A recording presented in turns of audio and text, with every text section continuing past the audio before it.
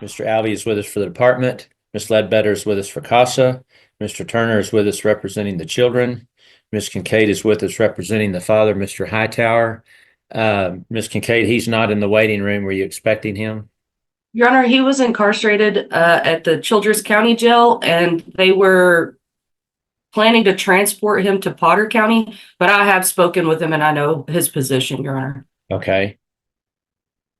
All right. And the mother, Miss Ward, is not with us.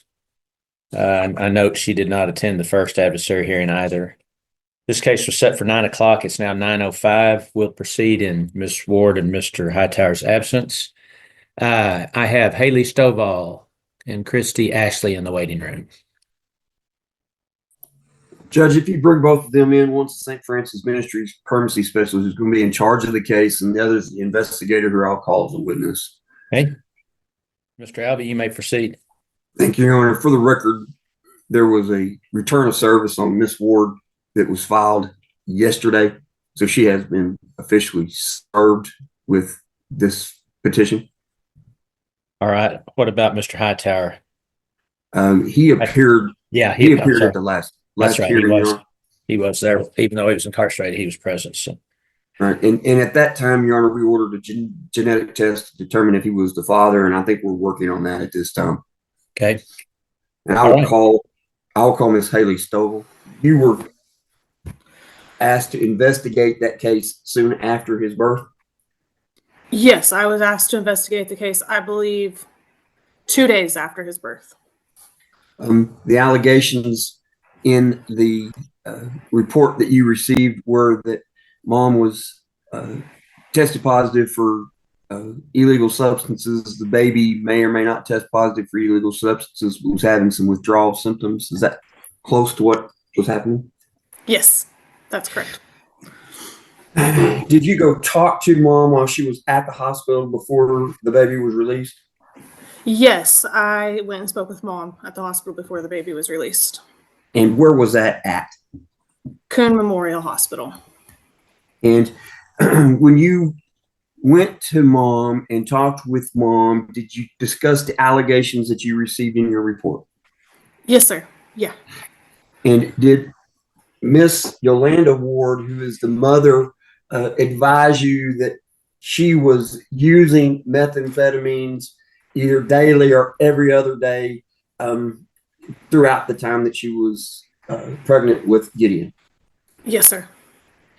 And did she give any signs when you were talking with her of remorse, or that she wanted to try to stop, or that there were any problems with that? No, not at all. She had no remorse, no sympathy, nothing. Was the baby taken to Northwest Texas Hospital soon thereafter? Yes, he was life flighted to Northwest Texas Hospital. And do you know why he was life flighted? Because they needed to run more tests that Coon Memorial was not able to run. And were there symptoms that the child was showing that showed that they needed to run these tests? Do you know what those symptoms were? I don't know all of them for sure, but I know all four, like his arms and legs were tremoring and he was not able to go to the bathroom or eat. And though the doctors wouldn't commit exactly that was caused by the meth use, they gave you the impression that that was a main reason or a possible reason for the issues the child was having. Yes, sir. During the time that you were talking with Miss Ward, did you ask her who the father was? Yes, I did. She provided me two separate names. One was Brady Hightower, and the other was by the name of Andrew. No further details for Andrew were stated besides that he was on the run from law. We found Mr. Hightower. At that time, he was in the Childress County Jail. Yes. And then he was just previously transferred back to Potter. And you've talked with him. He's given you that he could possibly be the father. He just wants a DNA test. Yes.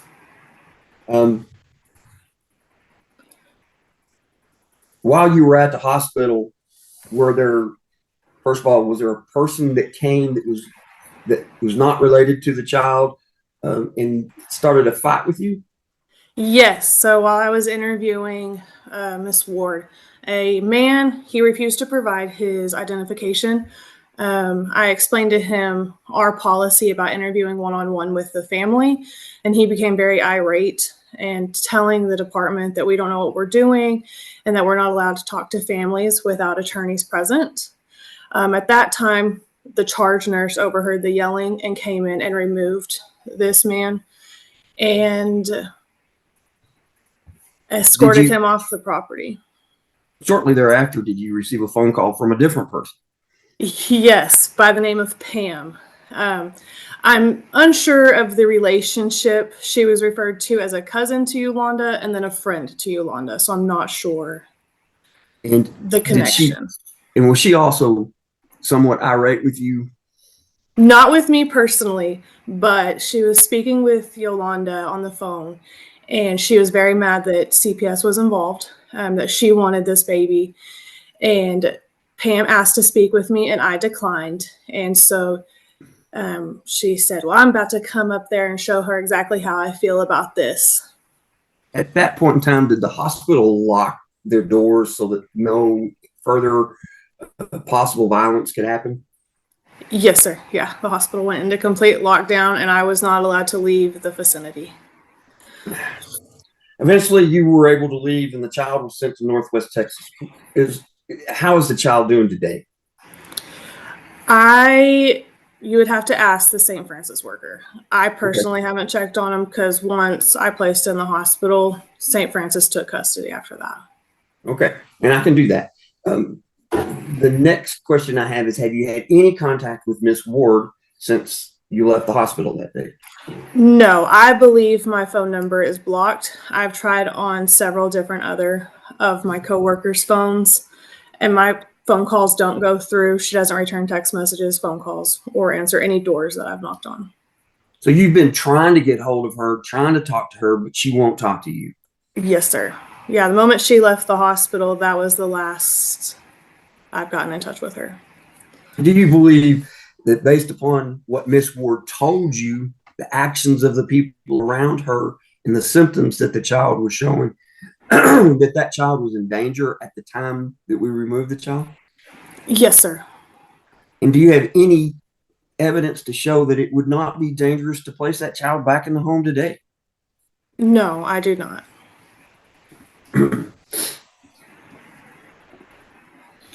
Thank you, Ms. Stovall. I'll pass it with Thank you, you. Sean.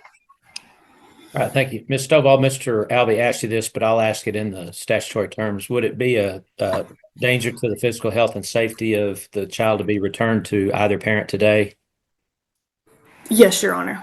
Would it be contrary to the welfare of the child to be returned to either parent today? Yes, Your Honor. All right. Do you know what type of facility in either city or county where Gideon's placed now? He's with a fictive kin. Her name is Kaylee Smith. She actually has custody of Gideon's older sister. Okay. Do you know what city or town or county? I can look that up for you real quick if you'd like me to. I do not off the top of my head though. Okay. If you don't mind looking at, if anybody does. I'm going to call Miss Ashley. She'll be able to answer some. All right. Okay. I just have to have it for my OCA records. So. Yes, sir. Okay. All right then. Ms. Kincaid, did you have questions? Just a couple, Your Honor. Did you speak with any of Brady's family? I received a phone call from his mom, actually before I even went and spoke to Yolanda Ward. And that is how I was first told that Brady was a potential father. Okay. But I never face-to-face spoke with anybody. Okay. Are you aware whether the paternity test has been completed at this time? I am not, no. Okay. Thank you. I'll pass the witness. All right. Mr. Turner? Briefly, Your Honor. You indicated in your testimony that Gideon was life flighted to Northwest Texas by helicopter, correct? Yes. I'm assuming that's life flighted. I could be wrong. Okay. I assume that that was done because the medical personnel at Kuhn were concerned that his life might be in danger? Yes, sir. Okay. No further questions, Your Honor. I'll pass. All right, thank you. Mr. Alvey, anything further of this witness? Not of this witness, Your Honor. All right, Mr. Alvey, any other witnesses? I would call Miss Christy Ashley. Okay, Brisa Salinas has been assigned, but she is out ill this morning, so I'm covering the hearing. First of all, do you know where Gideon is currently placed? He is placed with the fictive kinship friend of the mother, who also has the older sister. I do know that, and I'm working on getting the information of the town and county. Okay. And have you had an opportunity to review Miss Ward's history and show that this is not the first child that's been removed from Miss Ward? Yes. And in fact, there's other children that Child Protective Services has placed outside of Miss Ward's home. Yes. Thank you, Miss Ashley. If you will continue to try to find us what city that is, please. Yes. I'll pass witness, Your Honor. all right, thank you. Ms. Kincaid? Thank you, Your Honor. Sorry, I'm under the weather. Miss Ashley, are you aware whether they've completed the paternity testing on Mr. Hightower? To my knowledge, they have not completed that paternity testing yet, but they are working on getting that scheduled. Okay, and I mean, I know that he's being transferred between facilities, and I was just wondering if you had information. I didn't. I'll pass the witness, Your Honor. All right, thank you, Mr. Turner. Miss Ashley, how is Gideon is doing well from a medical standpoint right now? He's doing well. He was having some stomach constipation related issues, but he has been to the doctor and they've made some adjustments to his feeding schedule, and he's doing well now. Other than that, are there any health concerns or things that need to be addressed? Not at this time. Okay. There were some emails back and forth about placement or somebody maybe requesting that Gideon be circumcised. Do you know anything about that? Yes, he was taken to the pediatrician for a checkup, and the doctor had stated that it was kind of we need to get this scheduled or we're not going to be able to do it because of his age. But we have not been able to determine who the father is, and we've not been able to make any contact with mother. So, is it a medical necessity that it be done? I don't know that I could speak to that. I'm not a doctor, so it would just be my opinion. Okay. Is it something that at this point the department would request the court to authorize, or basically leave that up to medical personnel? I believe it would be left up to medical personnel. Okay. I'll pass the witness, Your Honor. All right. Anyone else have further questions for Ms. Ashley? No, Your Honor. Mr. Alvey, anything further? No, Your Honor. I'll rest. Your Honor, I'm going to mute and try to take a call to see if I could get that county before we end. Okay. Mr. Alvey? He's placed in Dalhart. That will help. He's placed here in Dalhart. Okay, Yes. thank you. Sorry, I just sent you a message, Judge Graham. Thank Okay, you. all right, I just needed to know that.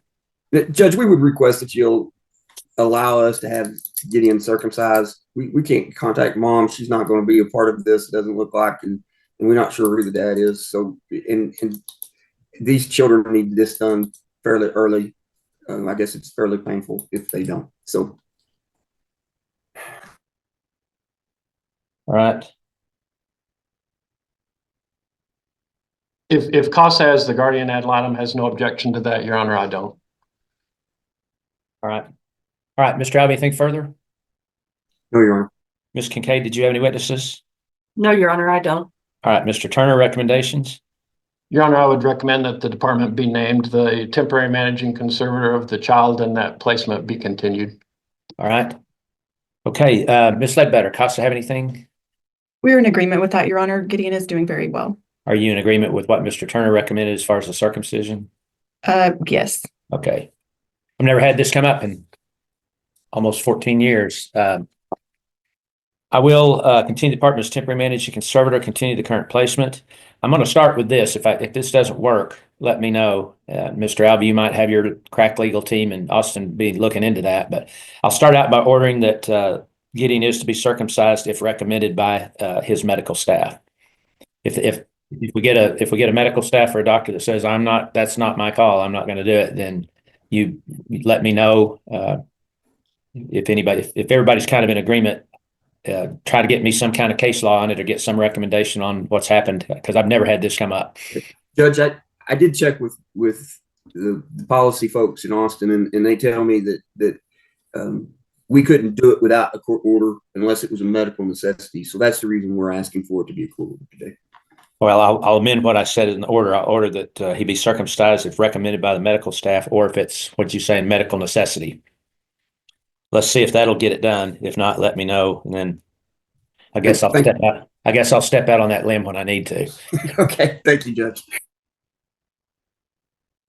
Okay, our next hearing will be the status hearing. That will be on February 21st, 2025.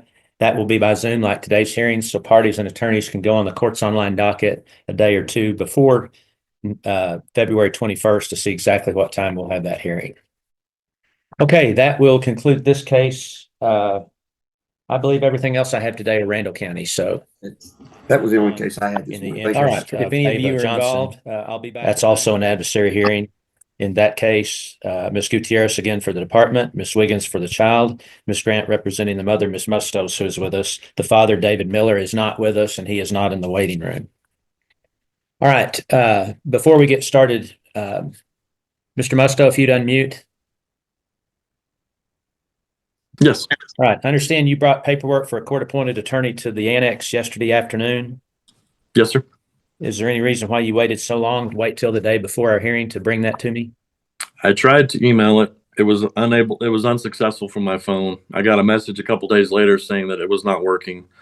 So I was going to fax it, and I called Ms. Hicks, and she said that I could just deliver it by hand. I also got it just this last Saturday due to the weather, so it was a little bit late. Are you saying you were only provided the paperwork for an attorney last Saturday? That's correct.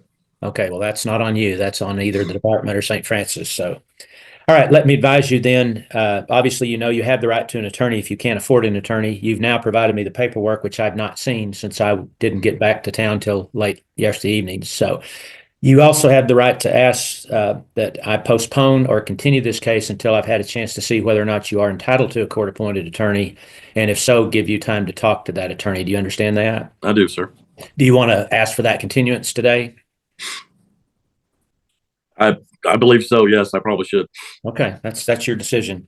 I will inform you that your child, Max, will stay in the department's custody until we come back to have the adversary hearing. So, okay.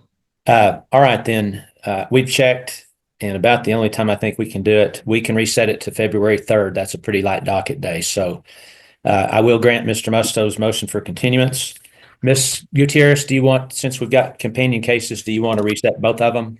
Yes, Your Honor, I think that would make the most sense. Additionally, can we let Lois Ricks in if she's not already? No, she's not in, but she's in the waiting room. So she's the only one in the waiting room. So let's get her in.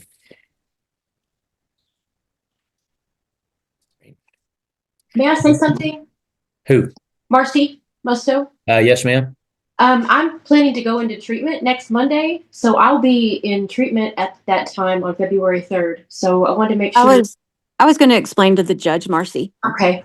I just want to make sure I can participate in that hearing. Surely they have a way for me to do that at Singapore. I'm not sure. I couldn't answer that, ma'am, but I can tell you we have strict deadlines on having these hearings, and February 3rd is the absolute last day we can do it and fit it into the court schedule. So if they'll let you appear, fine. If you can take that up with Ms. Grant, but the hearing will go forward on February 3rd. Okay. All right. Ms. Gutierrez or any of the lawyers, anything we need to take up today? I do need to know where each child is placed, type of facility, and city or county. Both children with maternal grandparents. Where are they at? In Amarillo. Okay. Okay, anything else we need to take up today? Just one item, Your Honor. What's that? Ms. Musto is, as she expressed, going into treatment. She's going to agree to work services on this case. So if she can't appear on February 3rd, we will have an agreement as to the mother. Okay. But she wanted to know if, while she's in treatment, her 1-hour visits weekly could be by phone or virtual, whatever Centacor can accommodate. Unless somebody objects, I don't have any problems with the visitation being whatever Centacor allows. I don't think we have an objection to that, Your Honor. Okay. Thank you, Judge. That was our only item for today. All right. Ms. Wiggins, are you in agreement to give whatever visitation Centacor will allow? The kids are old enough, though, to decide whether or not they want to attend those visitations, especially the oldest, Ava. And so I would just, at the discretion of the children, of course, on whether or not they want to attend those. Sure, that's fine. Okay, anything else we need to take up today? No, Your Honor, I would just like clarification. You mentioned as Senate Corps allows, do you mean the time frame or is it for certain 1 hour per week? Oh, The method. I mean, that's the typical visitation. So I would say, yeah, I would say up to 1 hour a week if the kids want to. And that's assuming it's obviously I don't have any control over Senate, so we'll have to follow whatever their procedure is to begin with. So, anything else? No, Your Honor. Okay. No, Judge. I'm sorry. Do we need any drug tests from anybody today? Lois, are we asking for any drug screens today? Sorry, had to find my unmute. Yes, we can ask Marcy to take an alcohol test. Is that all you need? Yes, Your Honor. Okay. Miss Musto, are you in Senate yet, or you're getting ready to go? I'm getting ready to go. Not until Monday. Okay. All right, then they'll do the alcohol test at Care Express, won't they? Anybody? Yes. Yes, Your Honor. Okay. Then in addition, in both cases, I'll order that Miss Musto provide a alcohol drug tests by 4 p.m. today at Care Express in Amarillo. Miss Musto, do you have transportation or do you need someone from the department to take you? I have transportation. Okay. Do you know where it's at? Yes, I've done one before. Okay. All right. Then I'll order you to do that by 4 p.m. today. Okay, thank you. Uh-huh. All right. If that's it, then we will stand in recess on these two cases. For those of you involved, I will call two Randall County related cases. We're here on an adversary hearing. In that case, Ms. Gutierrez is with us for the department. Ms. Wiggins is with us for the child. Ms. Grant is with us representing the mother, Ms. Marcy Musto. She is not in the waiting room. Ms. Grant, were you expecting her? Your Honor, last time I spoke with her, she was waiting for admission into an inpatient program. And so it's very possible that she is not available, but she has agreed and I'm prepared to go forward. Okay. And then I'm looking, and Mr. John Musto, the father to Max, is with us. Mr. Musto, if you would unmute. Sorry about that. Yes, sir. I'm here. Okay. Before we get started, Mr. Musto, I need to admonish you. I received that you had filled out the affidavit for appointment of a court-appointed attorney as being indigent. I reviewed that and I just can't find that you're indigent based on your income versus your expenses that you set out. So at any time, if you want to ask for a hearing, separate hearing to try and convince the court that you are in fact indigent, I'll be happy to give you that hearing, but I can't, as of today, give you a court-appointed attorney. So. That's okay, sir. I'm willing to go ahead and proceed. Okay. All right. And then I will also call related case, cause number, another adversary hearing. Again, in that case, Ms. Gutierrez is with us for the department. Ms. Wiggins representing the child. Ms. Grant with us representing the mother, Ms. Musto, who is not with us. And in that case, I show the father to Ava was a David Miller who is deceased. So that accounts for all the parties. I have Haven Doucette, Lois Ricks, and Casey Swihart in the waiting room. Lois Ricks is my caseworker, and Casey Swihart, I don't plan on calling her as a witness, Your Honor, but she was a part of the investigation. Okay. Do you want her in, or do we want to place her? Or? Let's go ahead and leave her in the waiting room for now, Your Honor. If I end up needing to call her as a witness, I will. Okay. All right. So I think we are ready to proceed. Thank you, Your Honor. If we could let Haven in as well. She is a St. Francis caseworker. I was just notified. Okay. Your Honor, may I ask if Mr. Musto is also in agreement and we're announcing an agreement, or if we're going forward contested? Well, I can let's kind of get first things up first. Mr. Musto, what Ms. Grant is saying, she represents the mother, Marcy Musto. She's saying that the mother has agreed that the department will continue today as temporary managing conservator of the children. And where are the children currently placed? Whoever can tell me. With their maternal grandmother. Okay. And she is in agreement that the maternal grandmother will continue as placement for the children. So that's what Ms. Musto has agreed to. Are you in agreement with that? Yes, sir. That's fine. Okay, if that's fine, then I don't see any reason to have a hearing. We're in agreement. So, Your Honor. Yes. I was notified today by the caseworker that placement is needing financial help. We are asking that the parents pay child support. I believe Miss Wiggins' recommendation was that that be paid to the placement. But we are asking that the court order child support to help placement take care of these children financially. And Your Honor, there is a previous child support court order in this case. Mr. Musto, I believe, already pays child support to my client, so it would be a redirection of his current order to the department. All right. Is that correct, Mr. Musto? That sounds correct. I didn't know if it was time for me to speak up on other matters at this time or not, but if it comes down to him having to go to foster care or something like that, then I would rather him, it's all about his safety. And I just want to put it out there. I would more than willing to have full custody of my son if it comes down to it. I didn't know if this was the time and place to discuss all of this or not. I was unaware, but. Well, let's just do this then. I typically don't take up child support new matters at the adversary hearing because people don't come prepared with what they need to for the court to set child support. I don't have a problem in the meantime redirecting the support. Now, Ms. Gutierrez, you worked for the Attorney General. If we redirect it, are they going to just hold it? If it's redirected, then it would, and it was ordered to the department, then it would go to the department, Your Honor. Okay, but if that's what you're asking. Well, I thought I understood that we can't redirect it to placement anymore. Is my understanding.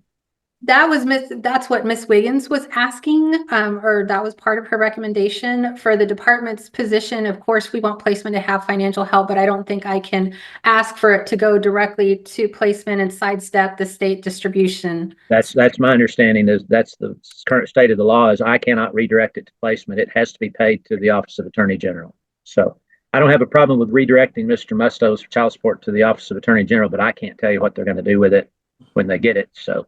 I wish we could figure out how to give some support directly to them, but I don't think I have the authority to do that. My client receives it through the Attorney General already, and so my client would be happy to provide the support directly to her parents if the court would allow. Now, I don't think I'd have a problem with that. I would certainly suggest that Ms. Grant that she get the placement to sign something each time she's going to give them money so that she has a record that she's done so. I can help her prepare a log for the court, Your Honor, and we can present that to the caseworker timely so that it's in the court report. Okay, let's just do that for now. I'm not even going to put it in the order. That would be a great thing for her to do. But like I said, typically I don't take up child support issues until we get back for the status hearing.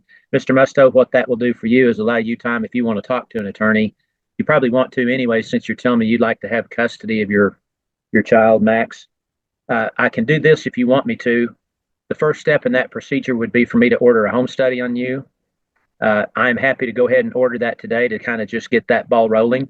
If you want me to do that, I'll do that for you. Would you like to have a home study done to see whether or not we could place Max with you? Sure. Yes, sir. Okay, let's do that. Okay, give me just a minute to make some notes and then I'll announce what we're doing here. Thank you, Judge. Thank y'all. And Your Honor, I do have a question for Mr. Musto once you're available. Okay. And would y'all tell me, are they with the maternal grandmother? Yes, Your Honor, that's correct. Okay. Mr. Musto, I assume you had a visitation order prior to this, correct? I'm still unaware of what I can and cannot do. I was going to set up a weekend to hang out with the kids a while back, and I was told that I couldn't. So honestly, I don't know, sir.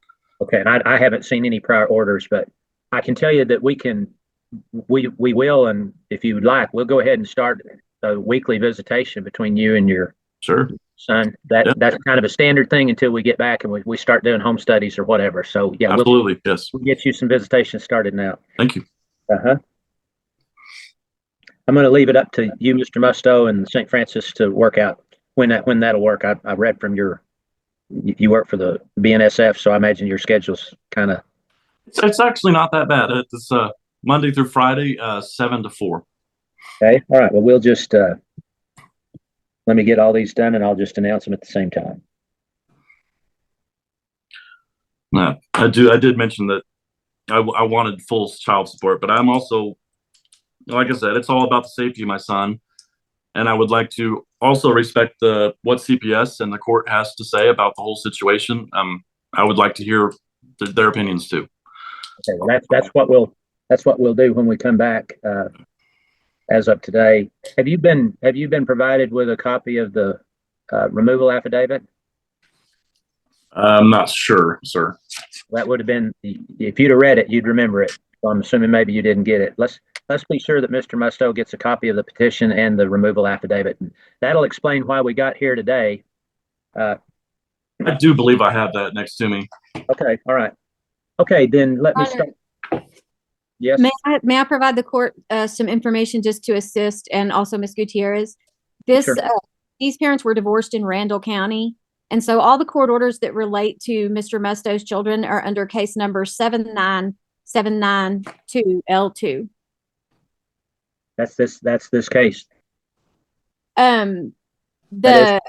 Yes, because that's where the original divorce petition and counter petition are filed, Your Honor, and that's where the previous court orders can be found prior to this case. Yeah. Okay, well, that is this case. Max's case is 79792L2. So. And. All right, let's start with Ava's case. I will approve that agreement. I'll continue the department as temporary managing conservator, and I'll continue Ava's current placement with the maternal grandmother. In the case involving Max, I'll approve that agreement. I'll continue the department as temporary managing conservator, continue Max's placement with the maternal grandmother. I will order that the father, Mr. Musto, to begin having visitation. We're on Monday, so weekly, so we should be able to set that up this week. And I will order an expedited home study on John Musto as concerns Max. Okay, our next hearing will be the status hearing. That will be on March 3rd, 2025. That will be by Zoom, just like today's hearing. Parties and attorneys can go on the court's online docket or talk to St. Francis or the department to see what time of day we'll have that hearing.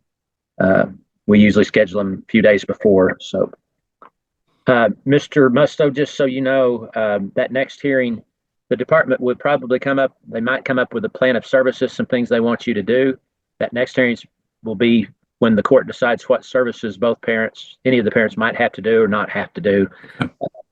And I would suggest probably at least consult with an attorney, considering you're saying you're wanting to get custody of your sons. So that would be my advice to you, but that's up to you, of course. I will go ahead as far as, well, let me just ask, Ms. Grant, you have heard the announcement. Is that your client's agreement today? Yes, Judge, that's my client's agreement. And I apologize, but further point of clarification, for some reason, the clerk has entered the cause number 79792L2 2 times. So when you go into Odyssey, you will see that case number as a divorce with children that contains a final decree of divorce that has court orders in it. And you will see a second entry in Odyssey with the same cause number, which is the CPS case. So just for clarification for anyone looking for previous orders, it's entered twice and you have to click on each case to see the orders. Okay. I mean, that's how I have to enter all my orders. Anytime there's been a previous SAPSR case, I always have to choose either the CPS case or the original SAPSR. So yes, and so there is a divorce decree in there that I'll email out to the parties. okay. All right.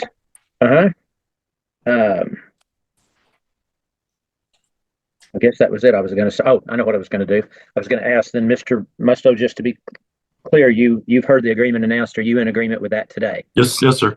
Okay. That's not tying your hands in any manner. Okay. That could change at our very next hearing. Okay, thank you. Ms. Wiggins, are you in agreement for the children? Oh, she's not here. Okay. She sent me an email. She says, quote, my recommendation is as follows for the Musto and Johnson cases. The department to remain temporary managing conservator of the children, placement to continue. That's being with the grandmother. Children's counseling to continue. And they asked that child support be redirected to placement, which we've already discussed I can't do. So are the children currently in placement? I mean, currently in counseling? Are they in counseling, Lois? The children. You're muted, Miss Ricks. Okay. Sorry, I was having problems getting unmuted. Can you hear me now? Yes, I can. Are they in counseling? Yes, Your Honor, they are. Okay, I'm going to add to both of those cause numbers in order that the children's counseling continue. Okay, we will see y'all back on March 3rd, 2025. For those of you involved, I'll be back at 3:15 today. We will be in recess till 3:15. Y'all have a good week. Thank you. Thank you, Judge. This was my last hearing for the day. May I be excused for the day? Yes, ma'am. Yes, you may. Thank you. Have a good day. Okay, thank y'all for working that out. Thanks, Judge. I'll see you Ms. Wednesday. Gutierrez is with us for Okay, department. Ms. Wiggins is with us representing the child. Ms. Lucero is with us representing the father, Mr. Wickeser. I don't see him. Ms. Lucero, have you talked to him recently? Your Honor, I've had a lot of contact with Mr. Wickeser. I did talk to Brittany from your office a bit ago. I reached out to him and I just gave him the call-in number, so you might see a number come up for him. Okay, I'll watch for him. All right. And I assume she told you he's been sending me, he's been bombarding me with emails. So I had a talk with him about that, Your Honor. I apologize. I appreciate that. All right, and Mr. Saint is with us representing the mother, Miss Mays, who is with us. We'll give it a little bit of time. We've got, actually, my last hearing after this has settled, I think. So we'll give it some time. Apparently, from the emails that I saw before, I just deleted them all. He was telling me he's really not very tech savvy. So we'll give him the benefit of the doubt and give him some time to try to figure that out. So, All right, we'll take a break and then I'll watch to see if either he or anybody on the phone line comes in the waiting room. I have Haley Jorant and Rudy Flores in the waiting room. If they could both be allowed in, please, Your Honor. Okay. All right, we'll get them in. Again, we'll take a short break and I will watch the waiting room. Thank you.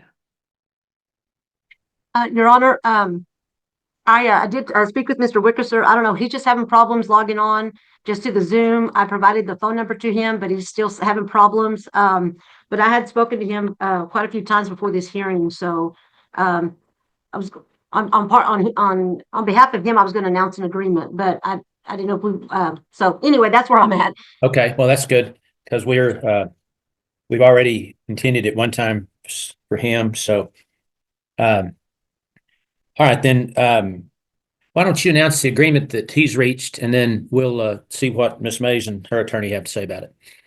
Your Honor, Mr. Wickeser, one of the most important things, he's not in a place in his life right now where he has a home where he could take the child. He wanted the court to know that, but he does want to see his son, so he wants to make sure that he is going to be getting his visits. I just sent a text, a chat out, and Teresa responded. It's going to be 1 hour per week supervised, so I'll let him know that. And he's willing for the department to be named temporary managing conservator and that he'll work services. Okay. All right. Mr. Saints, you've heard that. Would you like a breakout room to discuss that with your client? That's okay, Judge. We've already discussed it. Okay. So do we need a hearing? No, Judge. Okay. Well, then let me just ask you, you've heard what Mr. Wickeser has agreed to. Is your client in agreement with the same?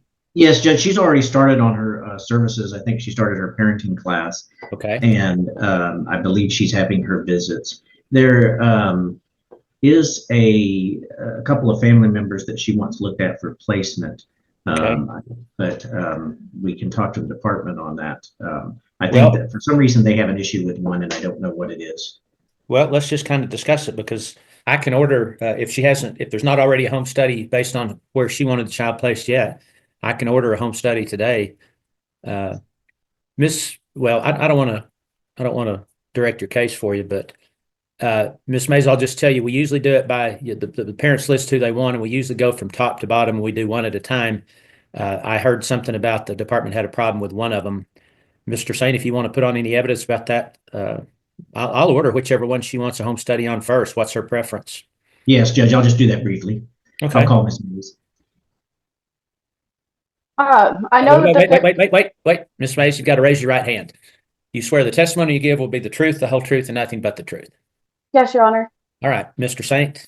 Thank you, Judge. Ms. Mays, who is it that you would like the department to look at for placement? It would be my stepmom, Pam Woolsey. I know that there's an issue with my own biological mother, but from what I understand, she is no longer at that residence. So that is my understanding when I spoke to Pam earlier this week, is that she is not there. I would like to have them looked at as they are his immediate. She is somebody that my son knows very well and is comfortable with. And there are alarms on all of the doors and windows, and that house. We can hear the alarm. You can hear the alarm when it goes off. Okay, all right. That's Miss Mays. That's what a home study's for, to check those things. Okay. What is So her name? Pamela Woolsey. Spell the last name, please. Woolsey. And she is related how? She's my stepmom. Okay. All right. Ms. Gutierrez, am I correct? There's not any current home studies underway? I'd have to check in with Rudy. The children are placed with the fictive kin right now. They are with the, I believe, great grandmother of their half sibling, with his half sibling. I'm sorry, Your Honor. Rudy, have we started a home study on that fictive kin placement where the kids are currently? So I know that the process has begun, like the paperwork has been sent in. I'm not sure how far along they are in completing the assessment, but all the paperwork was sent in like within the first week of after the removal. It Okay. sounds like, Your Honor, that there is a home study in the process for. Okay, well, if it's fictive kin, I'm gonna. Who was Mr. Flores? Was that recommended by either mother or father? That so in searching, yes. So mom had us provided the name to that fictive kin's daughter. So we were trying to place with the grandmother of the twin siblings, and then as a result of that, we ended up placing with great grandmother of the twin siblings. Well, my question is, who recommended the one you're doing the home study on that the child's currently placed with? That would be mom. Okay, mom, Miss Mays, which is that the one you want? Where he's at now is fine, but I do know that she runs her own business, and it's kind of per her request as well, that we look into it because it does interfere with her business. She runs her own business out of her home. I do know that she has placed him in daycare. From what I understand, it is going well. I do not know which daycare, but it was just more of a. We're getting ahead of It was a sorry. It was a ahead of backup the game plan. here. Judge, if I can just to shorten it for you, because I know your time is. She would rather have Miss Woolsey, but she's fine with the child being with the great grandmother now. Well, under those circumstances, I'm going to take her word at what Miss Woolsey said. So I'll go ahead and order the home study. You can proceed with the one you have, but I'll go ahead. Well, let me just go ahead and. You're in agreement otherwise, Miss Mays. Is that correct? Yes, sir.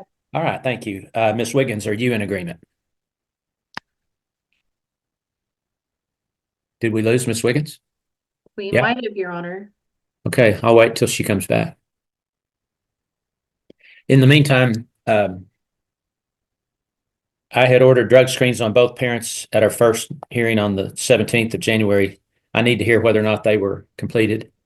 Your Honor, to our knowledge, they were completed. We have both the UA drug screens back. Those are negative.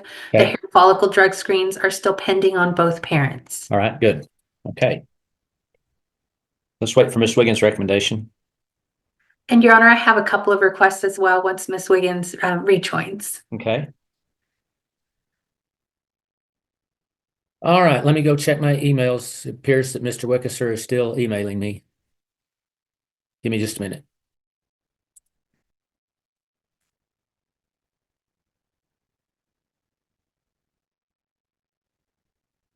Can y'all hear me?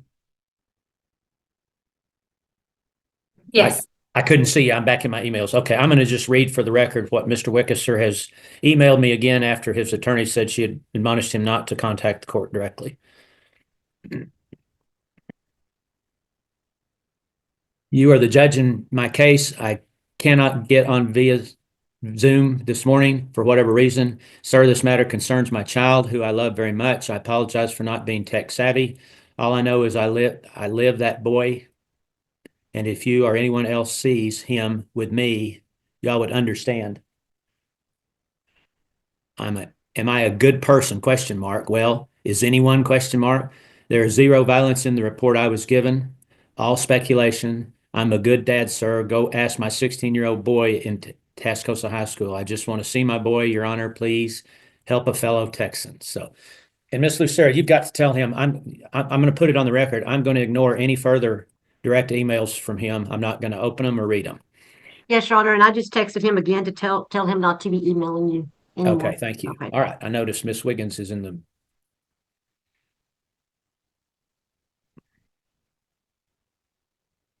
Sorry, Judge. I'm here. I thought we. I'm sorry, what?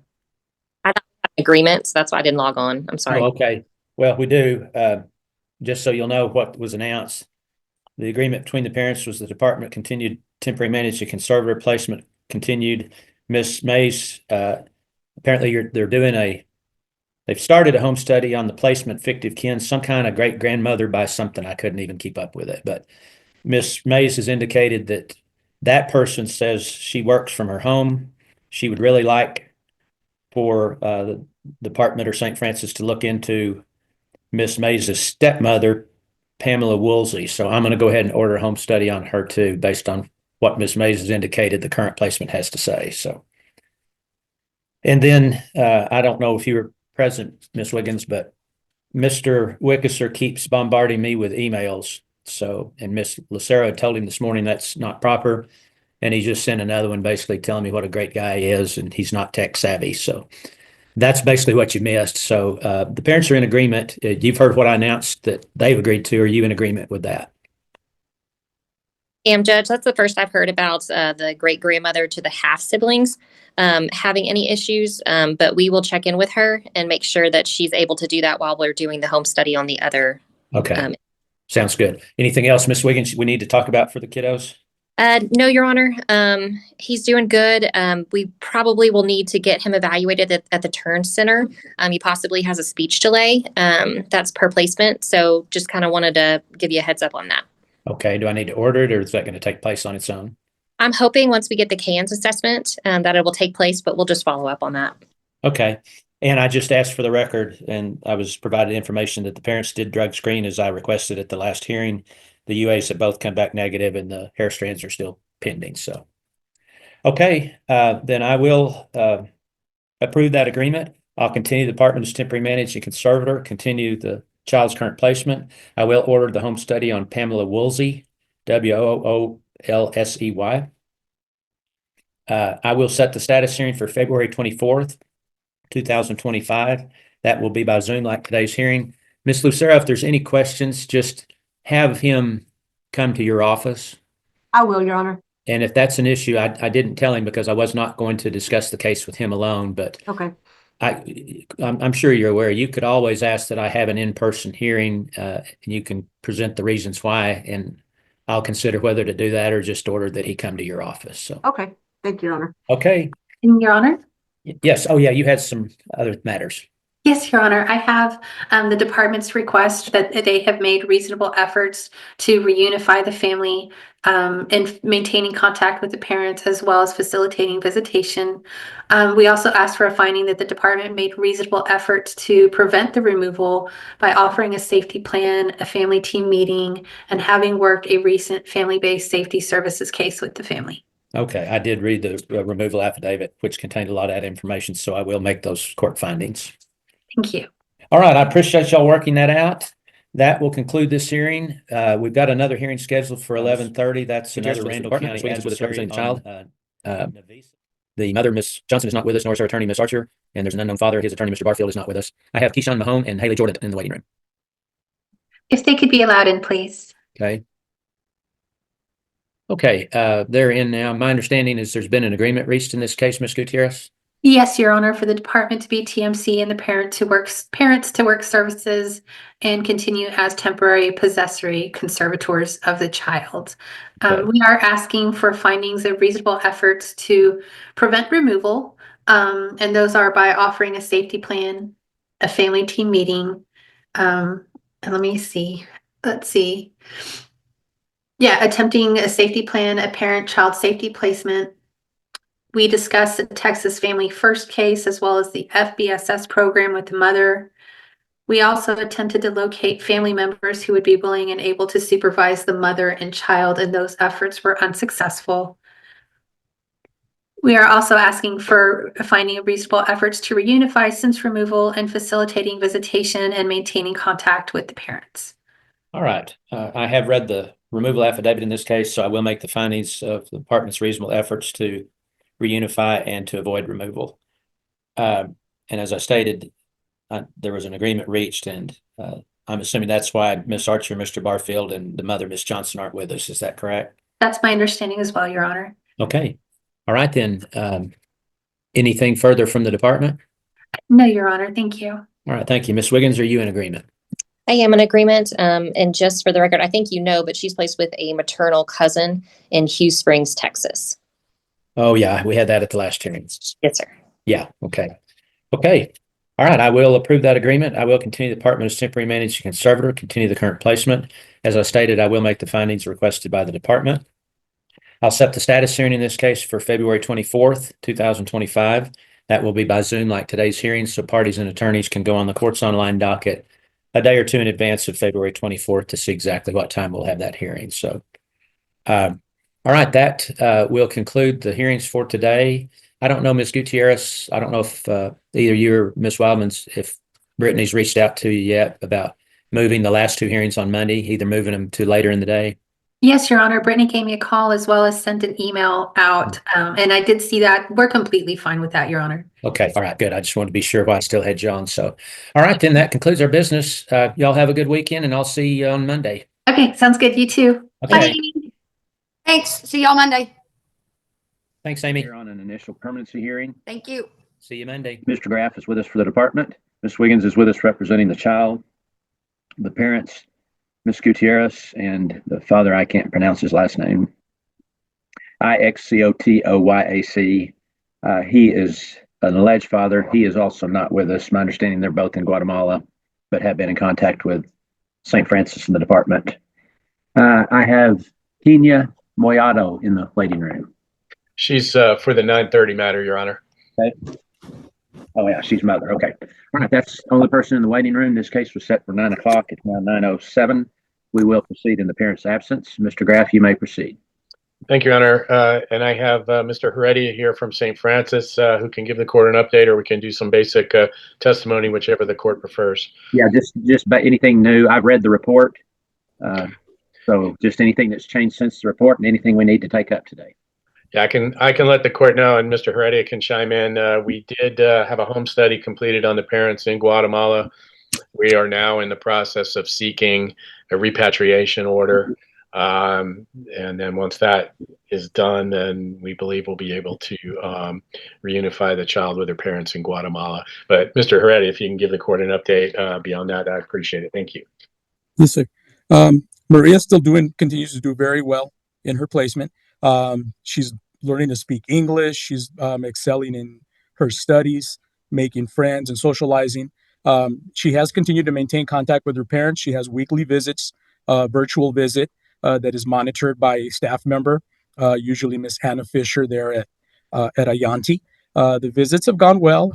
Anytime that there has been any issues, the visit monitor has been very well about redirecting the parents and clarifying to them and what the expectations and sharing with them Maria's needs, especially socially and emotionally. But again, as Mr. Graff stated, we do have that home study completed. That is something that Maria was had been very concerned about being able to be returned with her parents. And with this being completed now, that is a step forward in returning her and getting her back with her family. Okay. So I take it from that the home study was it was passed. Yes, Your Honor. It was. They gave a recommendation for her to be returned with her family, and her family is more than willing to take her back and have her reunited with them. And she still wants to be back with her parents. Yes, Your Honor. Okay. I noticed she's on 2 psychotropics for depression and insomnia. Are they being monitored at least monthly? Yes, they are being monitored. Some of that being just because of the trauma that she sustained when she first came into care, and then just the environment. Not that it's not a good and conducive environment. It's just very different from what she's used to. Okay. All right. Now, a repatriation order, I'm not familiar with that. I may have signed some and not known what it was called, but can somebody explain to me what that entails? Well, that's a great question, Judge. I don't think any of us here have experience with it. So we've been consulting up the food chain, and we've been in touch with the county attorney. They've had some experience as well. So, but my understanding is in order, now that the home study is completed, we need to have some kind of order that essentially orders that she be repatriated and sent back with her parents. Okay. That's as far as I understand it today, but we will be following up in the very near future on that. All right. So by the time it gets to me, it will have gone through the chain and it will be the proper order. Is that what you're telling me? That would be my expectation. Yes, Your Honor. Okay. All right, then. Ms. Wiggins, did you have any questions? No questions. Okay. All right. Now, I've read, Mr. Heredia, you may know about this, you may not. I read that ICE no longer plans to return Maria to her parents. Were they? What's up with that? At one point, were they going to send her home? When she initially came into care, the indication and the information we had was that she was not going to be in care very long, and they were probably going to step in and move in order to have her repatriated a long time ago. And it just kind of got put on the shelf, and that's where we were. We took the steps to care for her and do the things that she needed, but it was always with that looking over our shoulder of when are they going to move in and move her, and send her back. And it just kind of stalled out, and it wasn't until recently that things started moving again on it. That's what that is. That's what that's in regard to. Okay. All right then. Mr. Graff, anything further from the department? No, Your Honor. Thank you. Ms. Wiggins, did you have any witnesses? I did not. All right, Ms. Wiggins' recommendation. She is a very sweet girl. I did get a chance to speak with her. She is doing well in her placement, but she did beg to go back to her parents. And so I'm very excited to hear that we have the home study and we're moving forward with that. Okay. And she's been made aware that things are looking better, right? Yes, Your Honor. Okay. All right then. Okay, then I will continue the department as temporary manager conservator, continue her current placement. Once that order is ready and we're in place, just let me know and we'll schedule a hearing and get that done as quickly as we need to. I'll go ahead and just set our next review hearing for May 19th, 2025. It'll be by Zoom like today's hearing, so parties and attorneys can go on the court's online docket a day or two in advance of May 19th to see exactly what time that hearing will take place. Obviously, if we're in a position to send her home earlier, just notify Brittany and we'll give you an immediate hearing on that. We're here on an initial permanency hearing. Okay, thank you. Mr. Graff is with us for the department. Ms. Wiggins is with us representing the child. Mr. Hill is with us representing the mother, Ms. Moyato, who is with us. I show the father is deceased. I don't have anyone in the waiting room, so Mr. Graff, I guess we are ready to proceed. Same players from St. Francis this morning, Your Honor, as in the first hearing. We have Mr. Heredia here, and he's prepared to give the court a happy update in this matter. Okay. Go ahead, Mr. Heredia.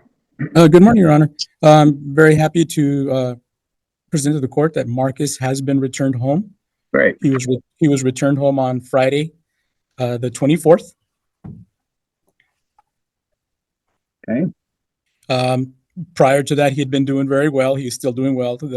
I spoke with Mom this morning just to check and follow up and see how they were doing or how everything went over the weekend. Marcus was very happy to be returned home. He was happy with his placement. It was with his grandfather, but he knows that he's still going to be able to see his grandfather on a regular basis. His grandfather will be continuing to help with getting Marcus to school in the mornings and in the afternoons should he need any type of to be watched and whatnot. But Mom's work, she gets out early enough to where she's home in the afternoons to spend time with Marcus and activities and move forward with their lives. Right. So did we just change placement, Mr. Graff, or this is not a monitored return, it's just a new placement? Is that I think we're treating it as a monitored, with the court's permission, we'd like to treat it as a monitored return. Okay. Okay, that's fine with me. All right.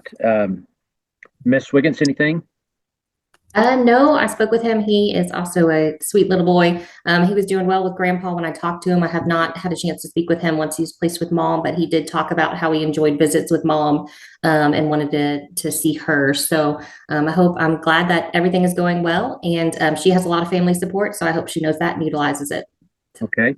I had one question, Mr. Heredia. It may not be an issue now, but I read in the report that the grandfather thought that grandmother supervising the child was not nurturing to her and he was looking for other after-school programs. Is that an issue anymore since Mom's? No, Your Honor, it's not anymore. One of the things that had been looked at was like after-school activities there at the school. Like there is programs available there at Forest Hill that are like kind of more interactive, and they give the children help with homework if they have any. Marcus is only in the first grade, so there wasn't any of that, but it might be things that might be just a more conducive learning environment versus just running around being with his cousins. And not that it's not good to be with family, but just Mr. Moyalo's concern was that there wasn't enough adult supervision with all the grandkids being together, and he was worried that Petra Moyalo would be a little overwhelmed. But that has been clarified and taken care of. All right, so he'll be spending time with his mother now, so that'll take care of that. So, okay. That's right. right. All right, then. If there's nothing else from anyone, then I will continue the department as temporary manager conservator. I will approve and continue the monitored return of Marcus back to his mother. So, I'll set the next hearing for May 12th, 2025. That will be by Zoom, just like today's hearing, so parties and attorneys can go on the court's online docket a day or two in advance of May 12th to see exactly what time we'll have that hearing. All right, Ms. Moyato, congratulations. You've obviously done a very good job. We're just early into this case, according to how most of our cases go. So congratulations on your progress. Thank you so much. All right. Okay, we will stand in recess on this case. For those of you involved, I'll be back at 10 o'clock to call another Randall County case. That is Ms. Williams is with us representing the child. Mr. Onho is with us representing the mother, Ms. Gettles, who is with us, and Mr. Hill is with us representing the father, Mr. Gettles. Mr. Hill, were you expecting your client? No, sir. Okay. I've got someone in the waiting room on a phone line, 331, ending in 331. Are we expecting anyone that's not with us? Judge, that's the worker, Christy Walker. Okay. All right. And Judge, I believe Mr. Gettles might be with Miss Gettles. There's two people on the screen. Is that you, Mr. Gettles? Yes. Okay. All right. That accounts for all of us then. Okay. Everyone's in. No one's in the waiting room. Ms. Gutierrez, you may proceed. Thank you, Your Honor. The department calls Christy Marie Walker as its witness. Okay. Ms. Walker, if you done. You're the Family-Based Safety Services caseworker working for the Department of Family and Protective Services. Is that correct? Yes, ma'am. And did you file a court report in this case on January 21st of 2025? Yes, ma'am. Thank you. Your Honor, we ask that the court take judicial notice of that court report. All right. So noted, and I did read that report. Thank you, Your Honor. Now, Christy, you are working directly with Rebecca and Joseph Gettles. Is that correct? Yes, ma'am. Can I get a brief update on how Rebecca is doing since the court report was filed? Yes, ma'am. Rebecca is currently working an outpatient drug treatment program through Daily Recovery Services. She is possibly going to graduate in February on the 6th. She's doing really well. The reports that I have received is that she's participating in the group. She's making changes within the group into her life. She's making good progress, understands that her decisions and her actions put her kids in danger, and so she's made it a priority to make those changes. She also has completed several online courses. These online courses have been over marijuana and THC awareness education. It's also been some parenting. And though the two parenting classes were specific to each age of her children. And then she also completed another substance abuse program online. And this was in regards to all different types of drugs and how they affect you personally. All those courses were online through Bennett Court Solutions, and she has completed all of those. And I'm sorry? In regards to Ms. Gettles' drug screens, how is she doing with her drug screens? All of her drug screens since the last court hearing have been negative for all substances. Okay. When was the last time she had a hair follicle drug screen? The last hair follicle, I'm looking. It was in October. We have not sent her for a hair strand since then. We have done UAs and we have done oral swabs. Are we asking the court to order that Ms. Gettles' drug screen by hair follicle and your analysis today? I don't think she minds going if that's what we requested of her to do. Are we asking the court to order that? I don't feel a need to order it, but if that's what the strong recommendation would be, again, I don't think that she would have a problem in doing that. We've been screening them every 5 to 7 days in the drug screens, but I can send them for a hair strand and a UA today if needed. Ms. Walker, this is Judge Graham. Yes. It's your call. You don't have to do it because somebody's strongly suggesting it. It's up to you. If you don't need it, then we won't order it. Okay. Yes, we will order it then. Okay. All right. Ms. Gutierrez? Thank you, Your Honor. And in regards to Mr. Gettles, how is he doing on his services since the court report was filed? He is also participating in a drug and alcohol outpatient drug treatment program through Daily Recovery Services. He is participating in classes. He is also completing the same online courses through Bennett Court Solutions, the 2 parenting courses, the marijuana course, and the substance abuse course. He actually just completed 2 of his courses as of last week after I had sent in the compliance hearing. So I just received that confirmation last week. So he has already completed 2 of his courses. He has 2 more left. He is also submitting to drug screens that have included the oral swab and the urinalysis.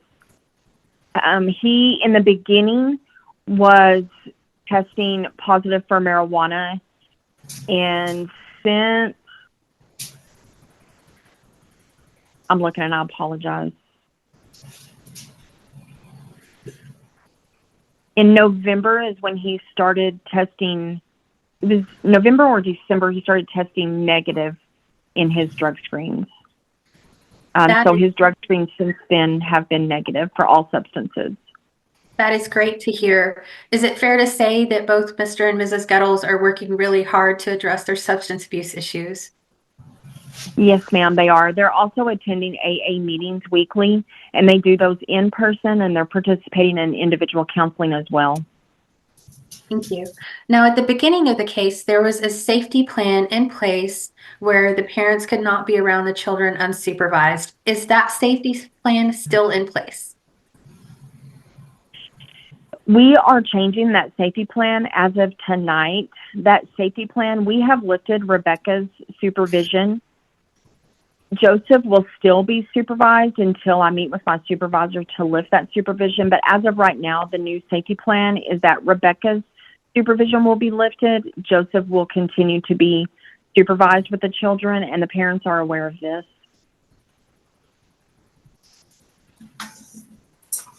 Are there any recommended services for Rebecca that we are asking the court to order today? Just to continue the already ordered services. Okay. Are there any additional services we are asking the court to order on Mr. Gettles?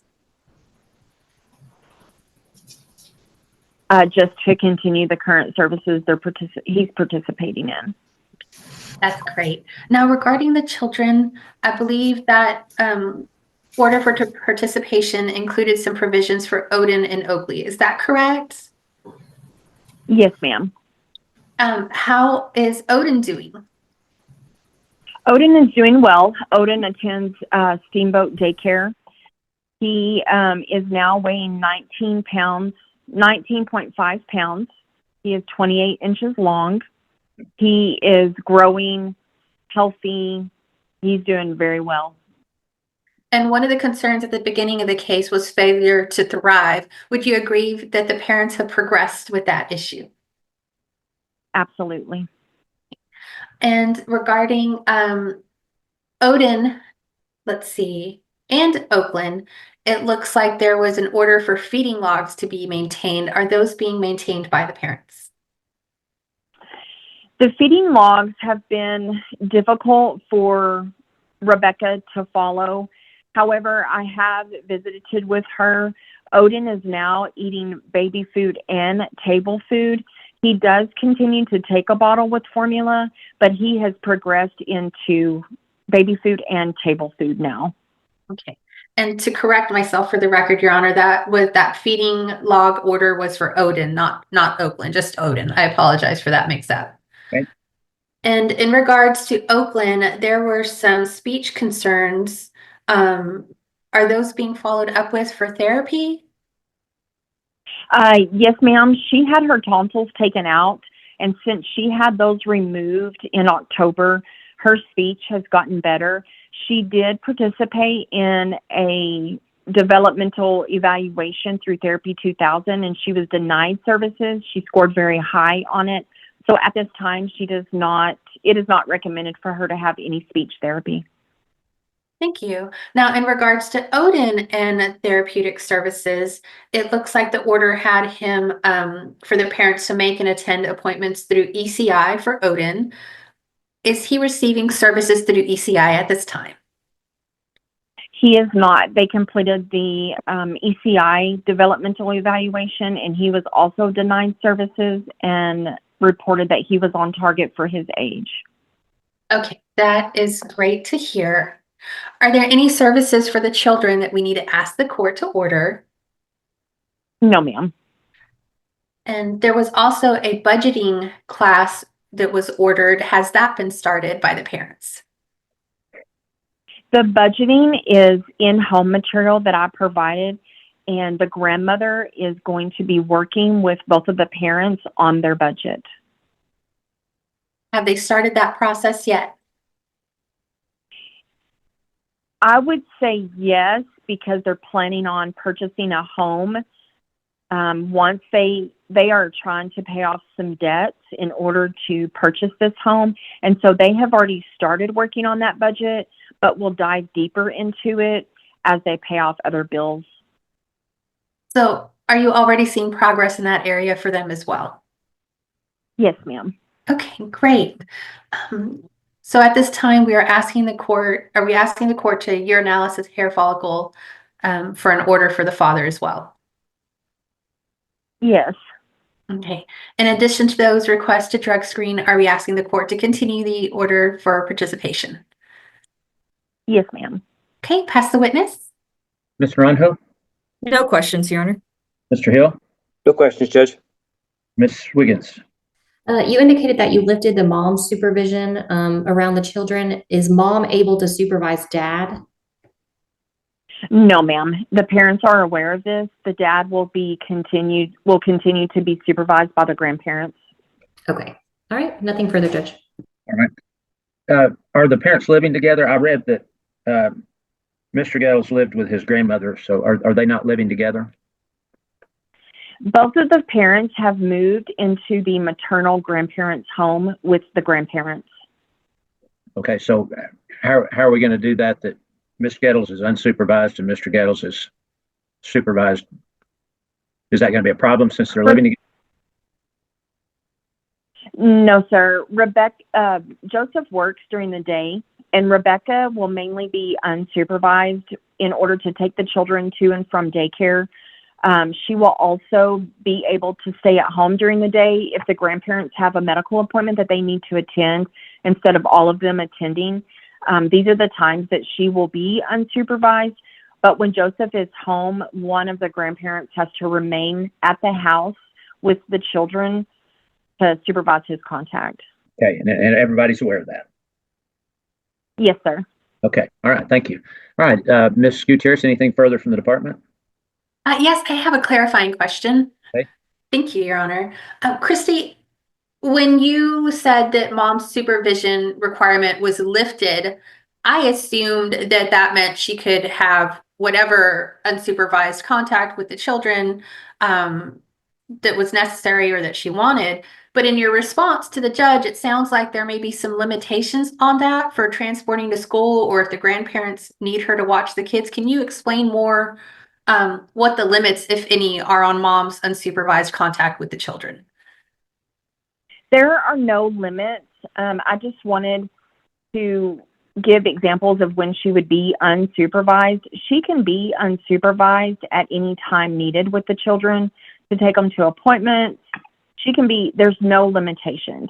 I just wanted to make sure that the courts understood that when Joseph was home, he would still be supervised by one or both of the grandparents, and that Rebecca would not be home alone with the children with Joseph. Great. Thank you for clarifying that. I have no further questions. Yeah, you're welcome. I have no further questions for this witness, Your Honor, at the time the department rests. All right, thank you. Ms. Naranjo, any witnesses? No witnesses, Your Honor. I'll rest as well. All right, Mr. Hill? No, sir. All right. Ms. Wiggins, recommendations? I recommend that the children's current placement be maintained. They're doing well. They are hitting their milestones at this time, and I do approve the unsupervised contact between mom and the children. All right, thank you. All right, do we want a compliance hearing, Ms. Gutierrez? Yes, Your Honor, I believe that we do need one. Christy, are we asking for a compliance hearing to be 2 months out or 3 months out? I believe 2 months will work. Okay. All right then. Mr. and Miss Gettles, do you have transportation to get to your drug test today? Yes, sir. Okay. All right. Thank you. All right then. I will order the parents just to continue working the services that were previously ordered, which they obviously are doing. And I'll order both parents to hair strand and UA drug screen by 4 p.m. today at Care Express in Amarillo on Ross Osage Street. And I will approve Ms. Gettles to have unsupervised visitation unlimited. Okay. Sounds like the parents are doing well on their services, so congratulations. Appreciate that. And we will see you back on March 24th, 2025 for another compliance hearing just like today's hearing. It will be by Zoom just like today's hearing, so parties and attorneys can go on the court's online docket a day or two before March 24th to find out exactly what time we'll have that hearing. So, okay, that will conclude this hearing. For those, the department has filed a motion for continuance, asking that we treat this hearing today as a permanency hearing. From what I read, their department says they're in the process of trying to reunify with Mr. Flores. So let me just start by asking, does anybody object to the motion for continuance? Your Honor, I am objecting to the motion to continue. I believe that we should be able to finalize today. Mr. Flores resides with his mother with the child, and the child's been residing with his mother for the majority of this case. I believe that the mother, Miss Oribides, is currently incarcerated, so I don't think there's a need to continue this case any longer. All right. I didn't show Your this. Honor, if I may respond, we've had some recent developments. Excuse me. I didn't know that she was incarcerated. Where's she incarcerated, and do we know what for? She's in Potter County, Your Honor. She's there for a parole violation and a third-degree felony charge of possession of a substance in a correctional facility. Okay, that's a new charge plus a parole violation? That is correct, Your Honor. Okay. All right. Ms. Wildman, you can respond to Ms. Naranjo's objection to the continuance. Thank you, Your Honor. As far as Mr. Flores living in the home, it's my understanding, and we can put testimony on through the caseworker if we needed to, that Mr. Flores only fully moved back into the home within the last week. And so the department is asking in part for that continuance so that they can monitor that reunification with the father in the home full time. Additionally, Your Honor, we've had a couple other developments. One of those is obviously that Miss Oyerbides was arrested I think 5 days ago now on her parole violation and the new charge. And one of our witnesses that we had intended to call, one of our law enforcement witnesses, unfortunately, we were informed yesterday afternoon she was one of the victims in the mass shooting downtown. She will not be able to appear. I think she's very dedicated to her job. She was able to email us and let us know that she had been shot and was being admitted and having surgery, but we do not have any updates on that officer right now. When did we have a mass shooting downtown? Sunday morning, Judge, about 1 o'clock. 9 people were shot. 1 was killed. Suspects were apprehended shortly after. I wasn't aware of that. Okay, based on that, since this is a final, and if you need that officer's testimony, then Mr. Naranjo, I'll overrule your objection to the continuance. If there's are there any other objections? No, Your Honor, based on Ms. Oyerbites' absence. Okay. No objection, Your Honor. All right. So, Mr. Michelson, you're saying you don't have any objections because she's not here, correct? Correct. All right. All right. I'm going to grant the department's motion for continuance. We'll treat today as a permanency hearing, and we'll talk about dates for finals when we get through with our hearing. The only person I have in the waiting room is Leon Salas. That's one of the other officers, Your Honor. If we could bring him in and let him know that it's been continued and that we'll get with him with another date. Okay. I just picked a date. We've got a dismissal date of March 29th, and we have a pretty light day on March 24th, so that's when I intend to set it. Of course, if things get worked out before then, that's great. We'll just fit it in as an uncontested. And for what it's worth, Your Honor, I do think that all parties will probably be able to come to some agreement as far as a final recommendation with far less time than that. Yeah, sure. Just let me know. I'll do an agreed final order if you want to just submit it to me with everybody's signature, or else we can, if it's uncontested, we can move it up and fit it in just about any day. All right then. Officer Salas, this is Judge Graham. If you would unmute, please. I don't know if you're on a phone. If you're on a phone, hit *6. If you're on a computer, I can't help you.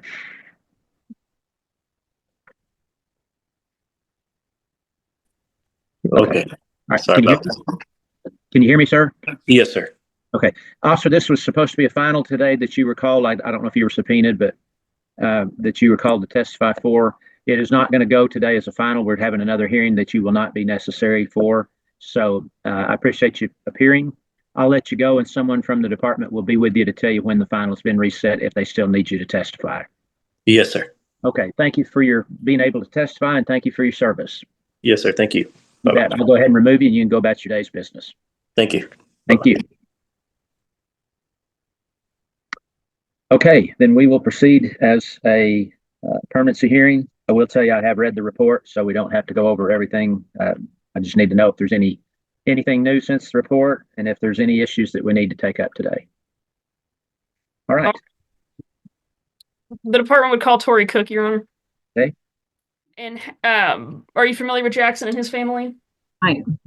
And now, where is Jackson currently placed? He is placed with his paternal grandmother in Hereford.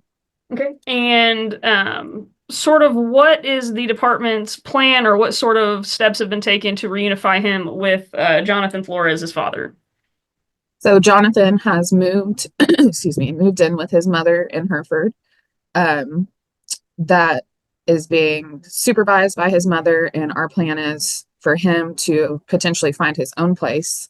But for now, him residing in that home works for everybody. And he was having unsupervised visitation beforehand, so we're just working to reunify him with his father. Now, is Mr. Flores getting his own apartment? Is that going to be a hindrance to the department closing the case? No, ma'am. So you guys are good with him living there long term if that's what they decide to do? Correct. As far as services or anything, is there anything else that Mr. Flores needed to complete? No, he's completed everything except for his OSAR assessment, but he has continued to test negative on drug screens, so I don't see that being an issue. I think maybe this was discussed at a previous hearing, but the delay in the OSAR screening, is that in any way Mr. Flores' fault? No, it was not. And so again, is that necessarily a major hindrance for reunification and needing to extend the case any further? No, it is not. All right. So at this point, how long has Mr. Flores been back in the home, or I guess not back in the home, but in the home with Jackson and with his grandmother? It's been a little over a week. Okay. And so how long does the department usually like to stay involved once reunification has happened? Usually around 60 days. Okay. And do you, at this point, have any major concerns about the placement or that future reunification being successful? I have no concerns. Now, what's been going on with the mother, Brandy Oyerbides? So she got back in contact with St. Francis in December. She had moved to Kaufman, Texas. Had some issues getting services started there. I believe she still lacks her rational behavior therapy, completion of her counseling sessions. She would need to complete another OSAR. She said she's finished parenting, but has not sent me that information yet. And then, of course, here recently, she was arrested on a probation violation, as well as new charges. Now, had she drug screened or anything for us recently?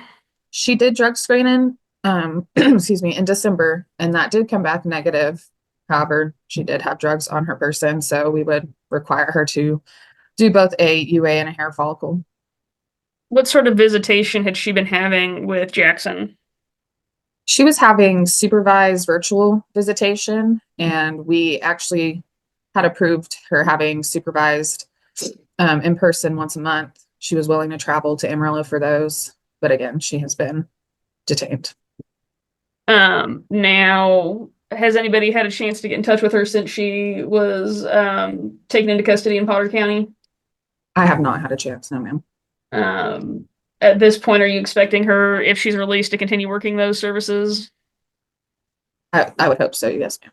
And have you talked with and I apologize, I don't know Mr. Flores' mother's name, talked with her about any sort of long-term possibility as far as future visitation and supervision?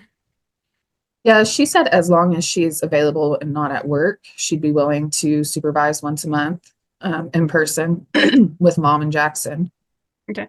And so at this point, is the department working on recommendations for that kind of final hearing and kind of what we'd like to see as far as both parents?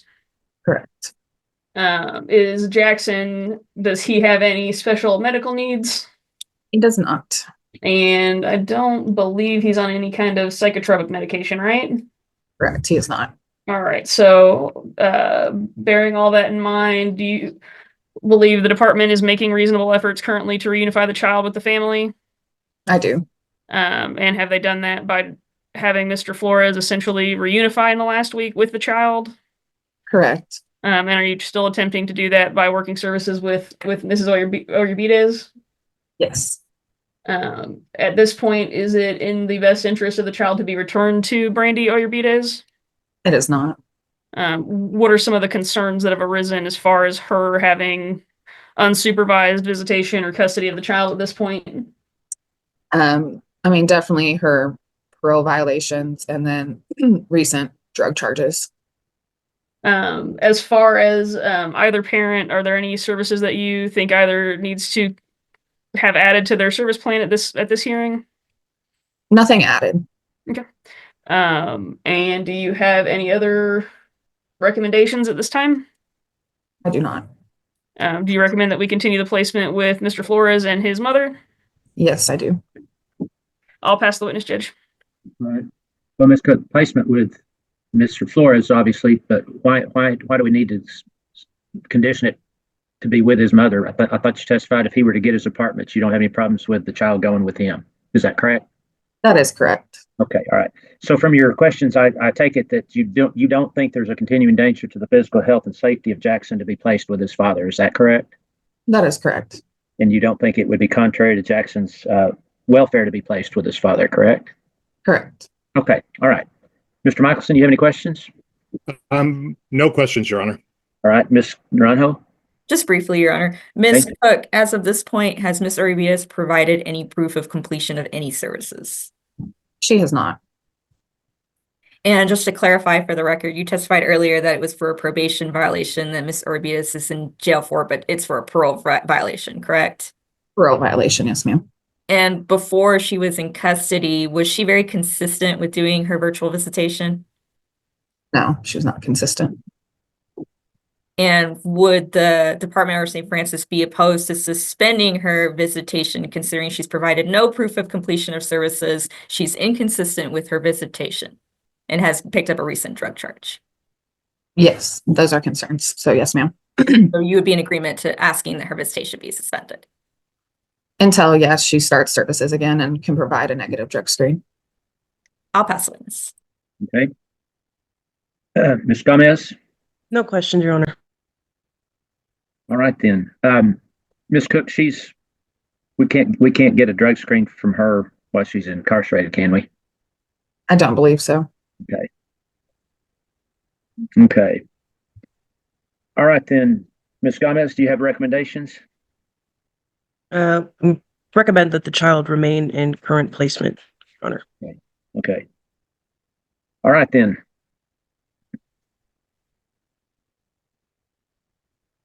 As I said, I've granted the department's motion for continuance, and basically, from what I've heard and what I understand, we're only doing that until the department can get ready to proceed on the final case as involves the mother, Miss Oyerbides. So, I will then continue the department's temporary manager conservator. I'll order placement of the child to continue with father, Mr. Flores, and I will order that Miss Oyerbides' visitation be suspended until further court order. Mr. Flores, what that means is if you find a place to live and you want to move, you're free to move and take your child with you. So, okay. Or you're free to stay with your mother too. That's fine too. I just didn't want you to think that there's any limitations on we're placing the child with you under the court order, so the child goes wherever you go. Okay. Okay. All right. As I said, I'm going to set the final for March 24th, 2025 by Zoom, just like today's hearing. Parties and attorneys can go on the court's online docket before right before that to see at what time on the 24th we'll have that hearing. If you guys get ready to, if you work it out with the mother, if you get ready for a final hearing much earlier than March 24th, you can contact our office. We probably, to be in an abundance of caution, we better, if you're ready to go, we better set it 45 days out, or else we'll have to deal with that on an appeal. So y'all can just let me know if we can move it up. If not, we'll see you back on March 24th. So, okay, that will conclude this hearing. Our next hearing is not till noon. That will be another final hearing. However, I have read the report and seen the MSA, mediated settlement agreement, that was agreed to by everyone except the mother, I guess. Ms. Grant, your client, I understand, is incarcerated. Yes, Your Honor. All right. I have sent her the agreement, but I've not gotten any letters back from her. Okay, well, I'll just let you can put it on the record. Do you object to the extension in this case as was agreed to at the MSA? We do not, Judge. Okay. All right, then. Then I will grant that motion to extend the case and retain the case on the court's docket pursuant to the mediated settlement agreement dated January 16th, 2025, along with some other things that are part of the agreement or things that the father is agreeing to continue doing. I will just note, I was kind of surprised when I read this mediated settlement agreement and then I read the report. The report was filed on January 14th asking to terminate both parents, and then this mediated settlement agreement 2 days later was to extend the case. But I'm not going to go against a mediated settlement agreement, so whatever the rationale was, I have granted that motion. So we will treat today's hearing as a permanency hearing. I have Tamara Martinez in the waiting room. That's my caseworker, Your Honor. Okay. Great. Your Honor, we start by asking the court to take judicial notice of the court report filed on January 14th of 2025. Okay, so noted, and as I said, I have read that report. Thank you, Your Honor. And the department calls Tamara Martinez as its witness. Okay. And what are the updates on Zieri since the filing of the court report? He's doing great in his placement. There's no concerns and not much of an update. In regards to Tanika Felder, what are her updates since the filing of the court report? Tanika remains incarcerated. I haven't received any updates on her sentencing at this time. And what efforts have you made to contact her since she's been detained? I have put in a courtesy worker request, and the courtesy worker is working with Tanika. They're reaching out to Tanika's criminal attorney to get approval to go see her at the jail.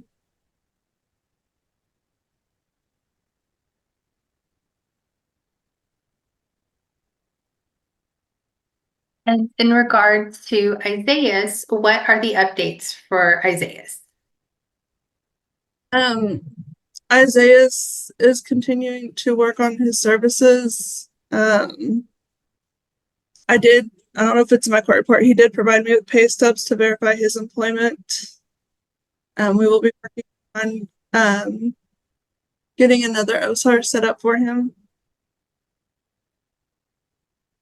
Thank you. And Your Honor, for my own clarification, so I don't duplicate work or testimony, are the services that were in that mediated settlement agreement ordered by the court already? I don't believe so, because I only saw it when I started to prepare for today's hearing.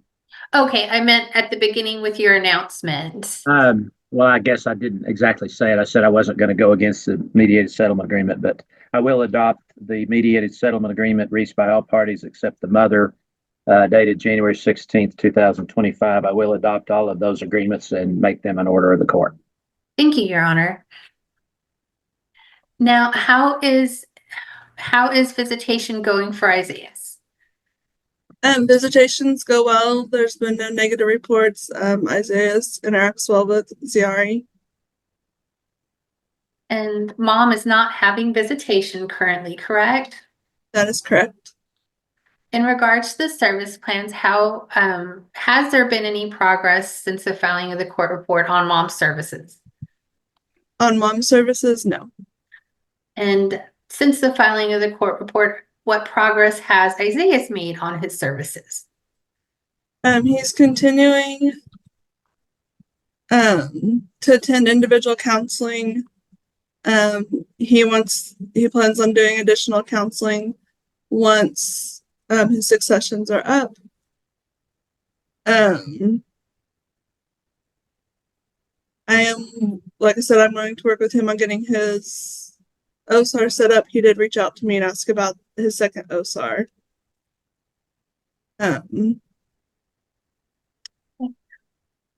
Other than services already ordered and the services just ordered by the court per the mediation agreement, are there any other additional services we are asking the court to consider?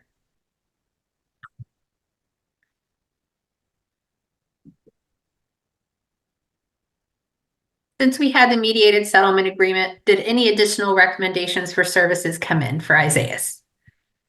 Are you wanting the services that were in the mediated agreement or any additional? No, anything additional? No. Now, moving on, are we asking for Isaiah to be ordered to drug screen today? Yes. And would that be a urinalysis only? Yes. Can you please describe the department's reasonable efforts to reunify the family?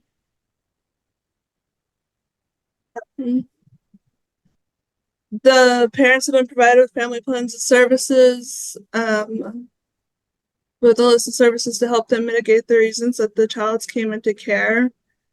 I attempted to meet with Tanika monthly until she was incarcerated. In regards to Isaiah, I meet with him monthly to monitor his progress. He is attending visitation with his child, and he appears to have a support system through his family.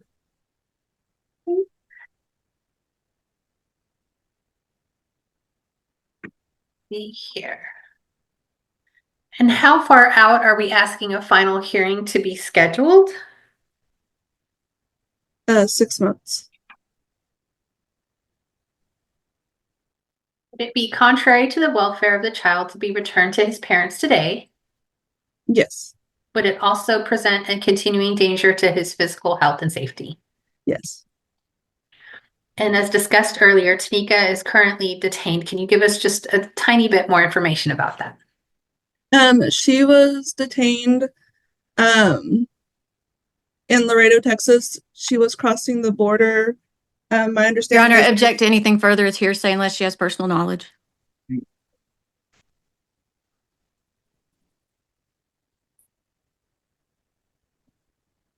Your Honor, I apologize. I didn't hear your ruling on Ms. Grant's objection.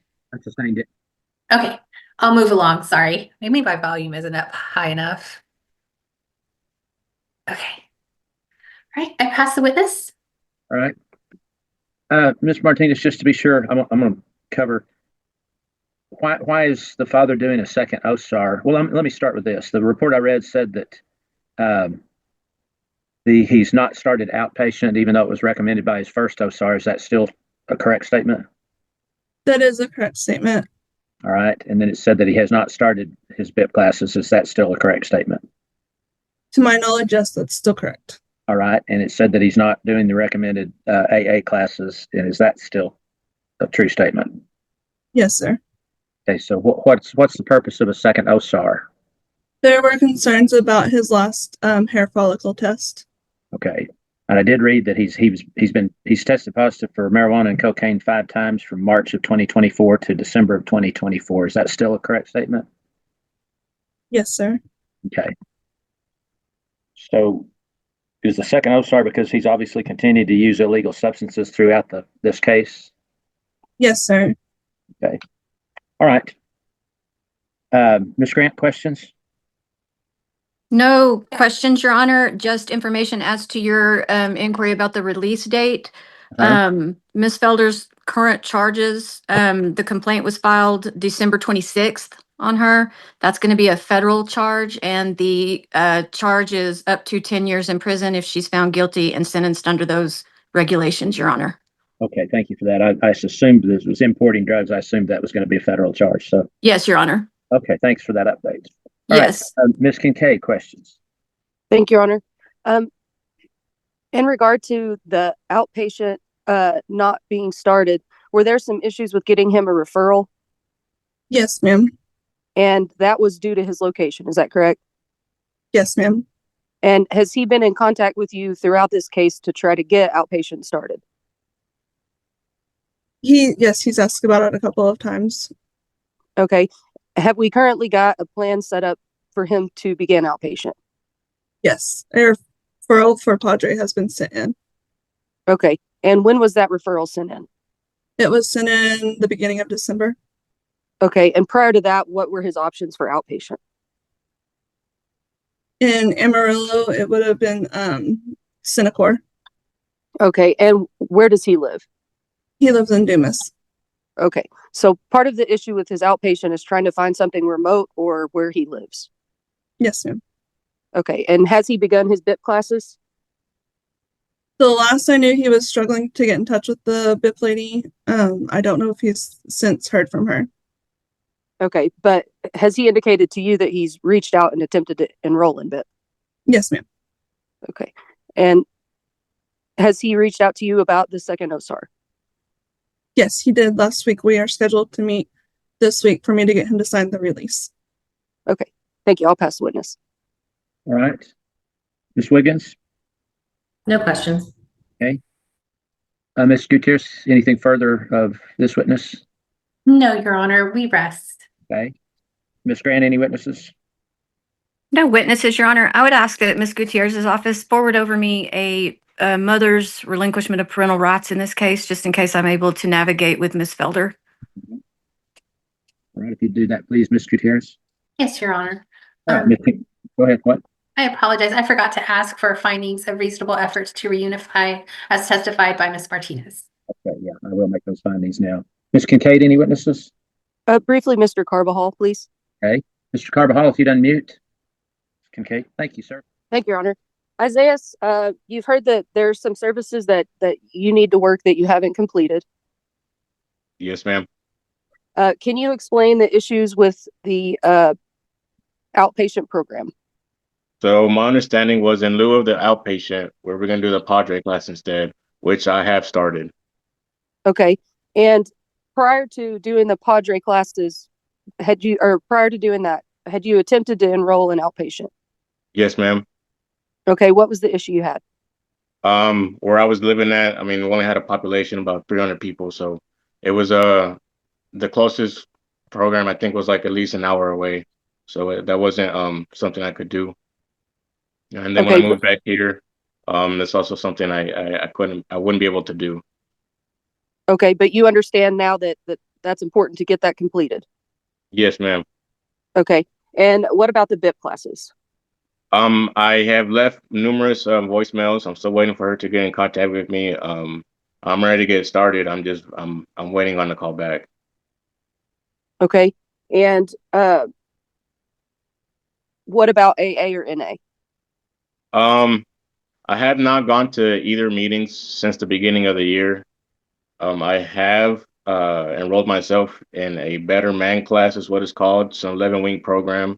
I've done that on my own, and it talks about drug and alcohol issues, marital issues, and just father issues as well. Okay. Are there AA or NA classes in your area? I believe there is. Okay. And are you aware that there are online AA and NA classes that you can take? Yes, ma'am. And that's what I was doing for a while, but there was no way to verify that I'm actually attending them. So okay. Okay, but you understand that that's something that you're going to have to look into. Yes, ma'am. Okay. And other than that, are you staying in contact with the caseworker? Yes, ma'am. Okay. And you're most likely going to be court ordered to drug screen today. Are you going to be able to get to a location by 4 p.m. today? Yes, ma'am. Okay. Thank you. I'll pass the witness. All right, thank you. Ms. Gutierrez, questions for Mr. Carbajal? No questions, Your Honor. Okay. Ms. Grant, questions? None, Your Honor. Okay. Ms. Wiggins? No question. All right. Ms. Martinez, I forgot to ask you, when was Mr. Carbajal's last hair strand? December 30th. Okay, so that's why you're only asking for the UA, correct? Yes, sir. Okay. All right. Thank you. All All right. Anybody have any other witnesses to call today? All right, then I've already made your findings, Ms. Gutierrez. So, Ms. Wiggins, recommendations? I recommend that the mother's visitation and contact be stopped until she's released and provides a negative UA and hair follicle. I understand she is in federal custody, so I don't know when that will be, but also visitation with the father to continue at 1 hour a week. And I would recommend setting the final hearing within 3 months. Okay. We've already been in the case for a year, so I want to see some progress, I think. I tend to agree with you, so. No.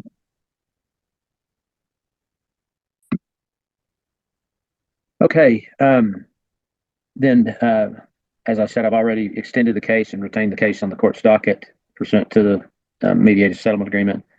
I will continue the department as temporary managing conservator, continue the child's current placement. I'll order Mr. Carbajal to UA drug screen by 4 p.m. today, and I'll order that Ms. Felder's visitation be suspended until she provides negative hair strand and UA. Obviously, that would have to be after she's released from incarceration. All right, I'm going to set the final for April 14th, 2025. That's going to leave a little time if things are progressing well, but not quite completed. We can always treat that as a permanency hearing, but I agree with Ms. Wiggins. Mr. Carbajal, I'm not really impressed with what you've accomplished in a full year, and I'm most concerned about you having a positive drug screen in December, just a month ago. So I think you're lucky in that you may have done enough that I had to go ahead and extend this case, probably under the law. Or if it's up to me, I probably would not have extended it. I just want you to know it's time to get busy with your services. And if you have another positive drug screen, then I won't hesitate at all to move the hearing up even sooner than what I've set it for. So you understand what I'm saying? Yes. Okay. All right. That will conclude this hearing. I will be back at 1 o'clock to call another Randall County case. That is another final hearing on the. Amy, you ready? Okay. Sorry, I can't unmute myself. I need to grab a pen real quick. Okay, sure.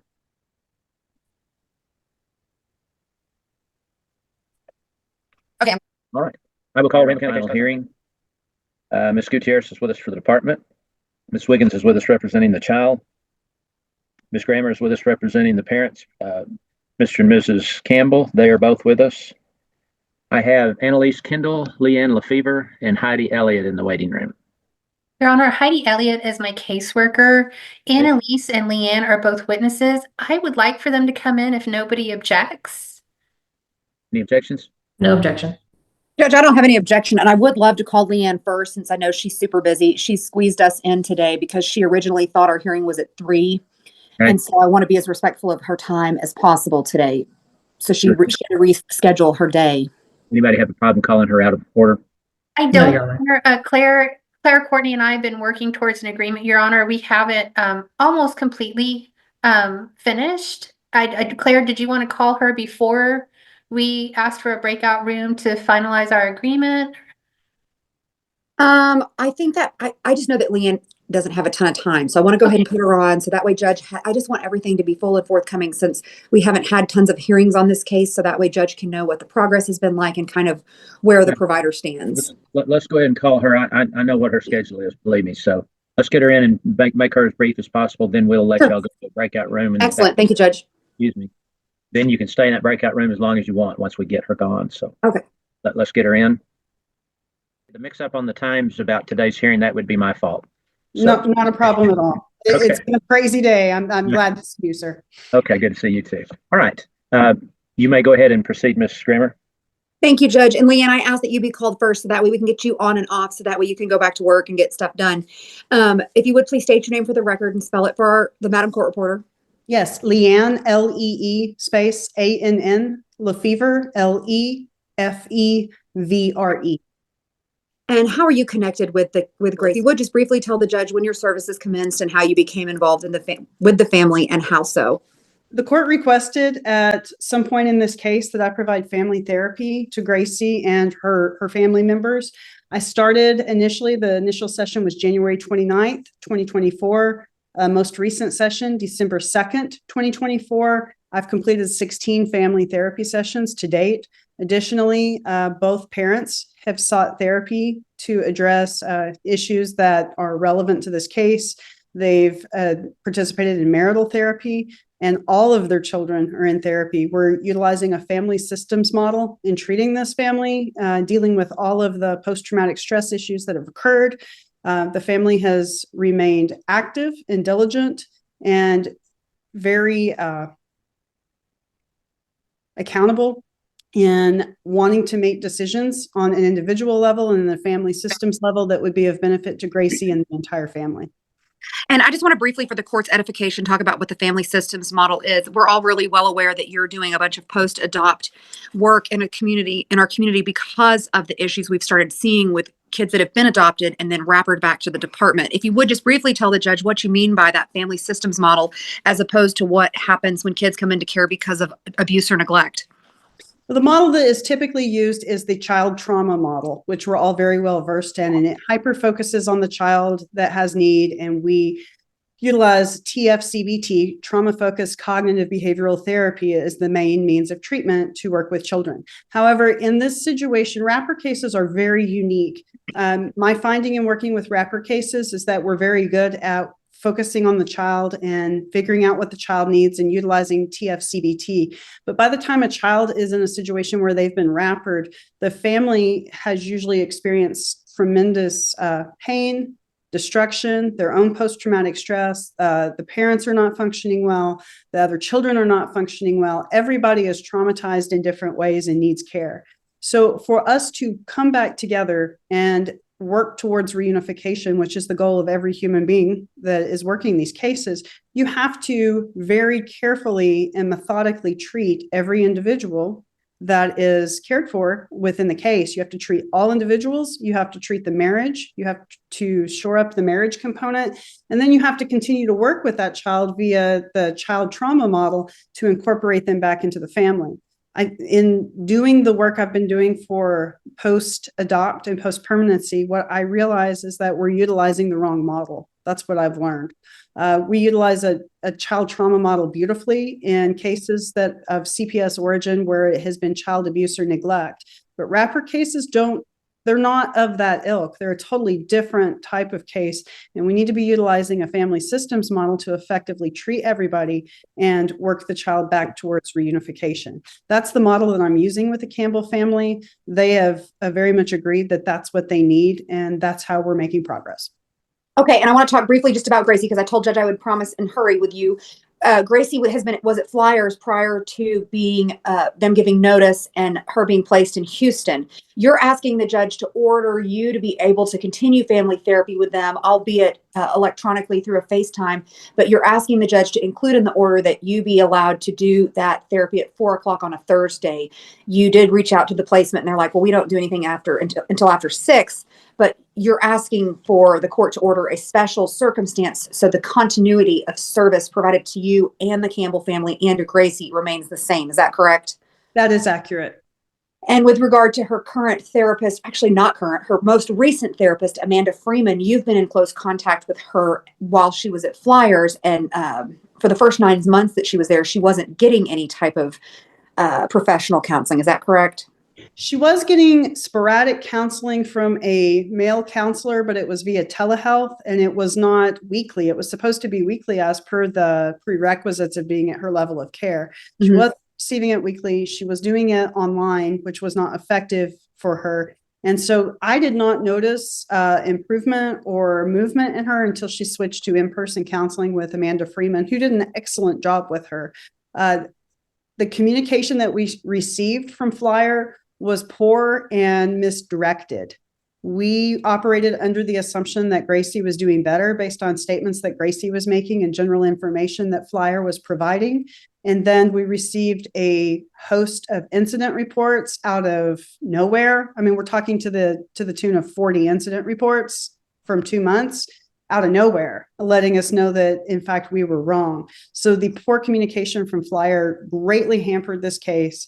At the end of the summer, we were working towards moving her in this area so we could increase visitation unsupervised.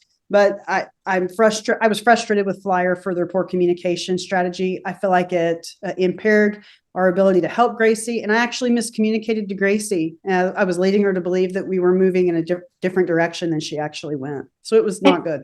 And when you say that, please tell the court what you mean and kind of why everybody was hoping. And I think and St. Francis and the family is on the same page. But at one point, everybody kind of felt like we weren't because there was a push to reunify. And we thought that's where we were able to go. But then that wasn't necessarily what was happening because of where we were with progress. I felt like we got on the same page once Stacey Brown's unit was put on this case, particularly Stacey Brown. If you ask Stacey to do something, she follows through.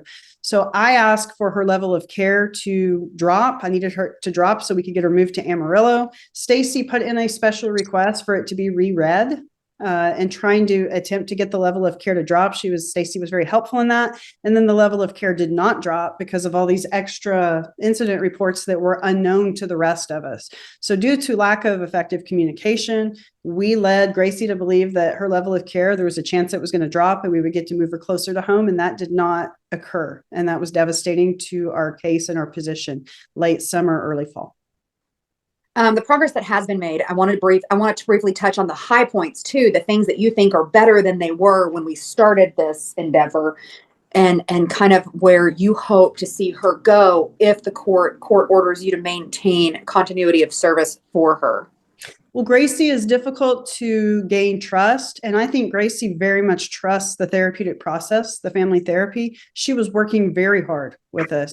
She was following through with the things that we were asking for her. She was accountable. The parents were accountable for their part in wanting to make changes. Any type of therapeutic change I recommended to the parents, they were more than willing to make it. I asked them to make some significant changes in their parenting strategies, and they were doing so, and they were having success when they were spending time with her unsupervised because of the changes they were making. So I feel like Gracie is highly invested in the therapeutic process, which is huge. I think she's trying. I think she remains bonded to her parents, and her parents bonded to her, and her siblings love her and are emotional when they talk about her and wanting the best for her. So there's buy-in in the family therapy process, and there's buy-in in the individual therapy. With regard to the family bond, do you believe Gracie is bonded to both her mother and her father, as well as her siblings? I do. And have you witnessed that in the therapeutic setting that you've been able to see them in? I have. I want to talk again because Mr. and Mrs. Campbell have 3 other kids, and there was discussion, like, as much as they want to do for Gracie, they still have other children in their family that they have to care for. Has that been a difficult thing for them with regard to being able to manage all these different levels of effort? Well, the Campbells have 4 children, so I can't imagine how their time is split. Plus, they both work full time. I mean, these are extraordinarily busy people. Now, part of the individual therapy with the other siblings and the trauma that they have incurred has to do with the fact that probably 80 to 90% of the parenting time before Rapper was engaged was spent on Gracie because Gracie's needs were so extraordinary. And so there was a sense of anger and frustration at the parents from the biological children and toward Gracie because their needs weren't met. So I think that this family is trying to course correct and being more intentional about spending an appropriate amount of time and energy on each of their children. While this may conflict at times with Gracie's needs, which I can completely understand that if you don't see the big picture, part of what this family is going to have to correct is spending more adequate time with all 4 children. Otherwise, they're going to end up in exactly the same spot they were before. Okay.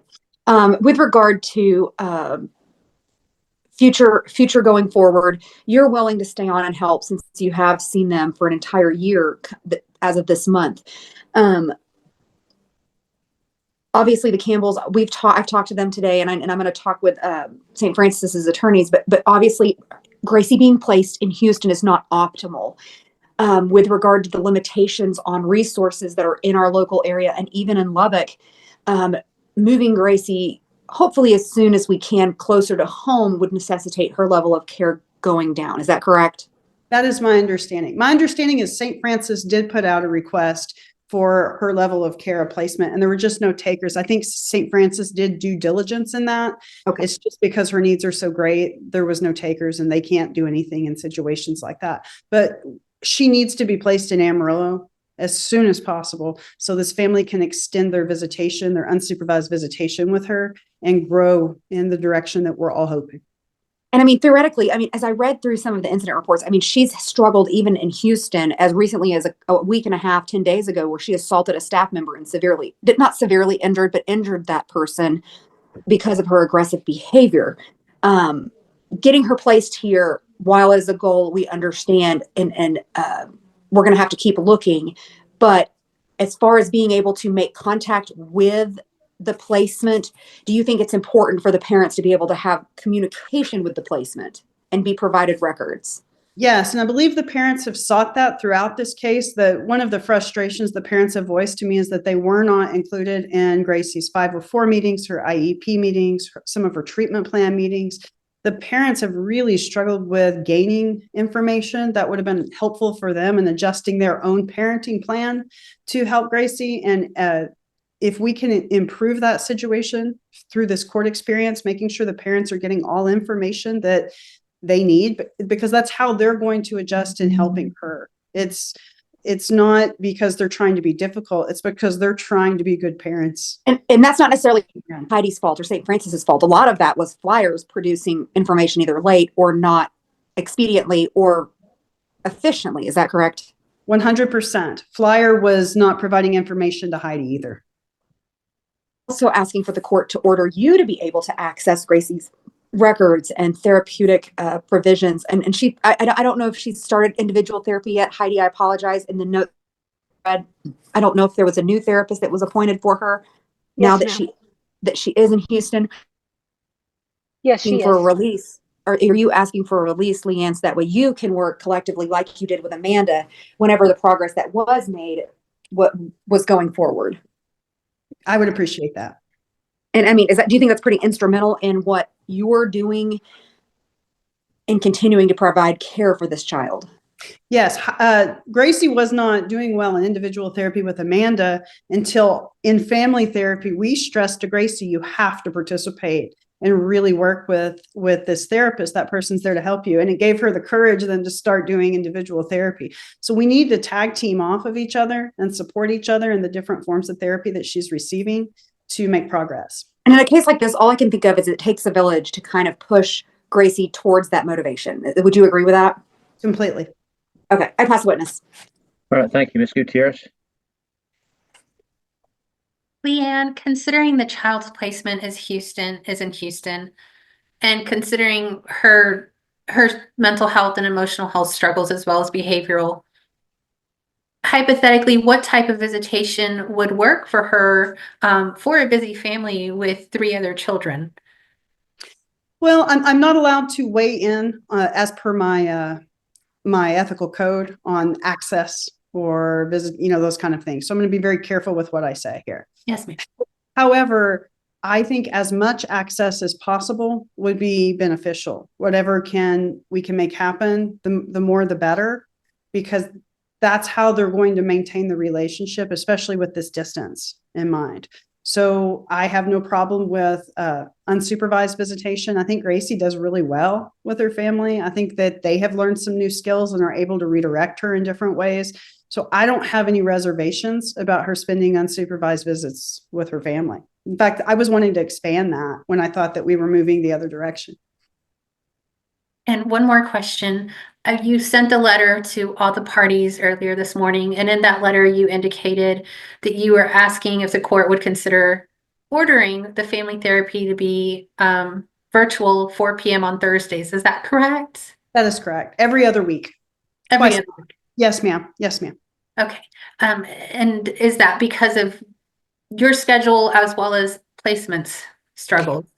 Placement wants all therapy after 6 p.m., My office is done by 5. I've gotten to an age where my brain just doesn't work as well after 6 p.m. I don't think I would be very effective as a therapist if I do evening therapy. So in following my office protocol, I would ask that we do therapy from 4 to 5 twice a month, if allowed. I would appreciate that. If not, this case will need to seek a new family therapist, which I do think would be a detriment to the family.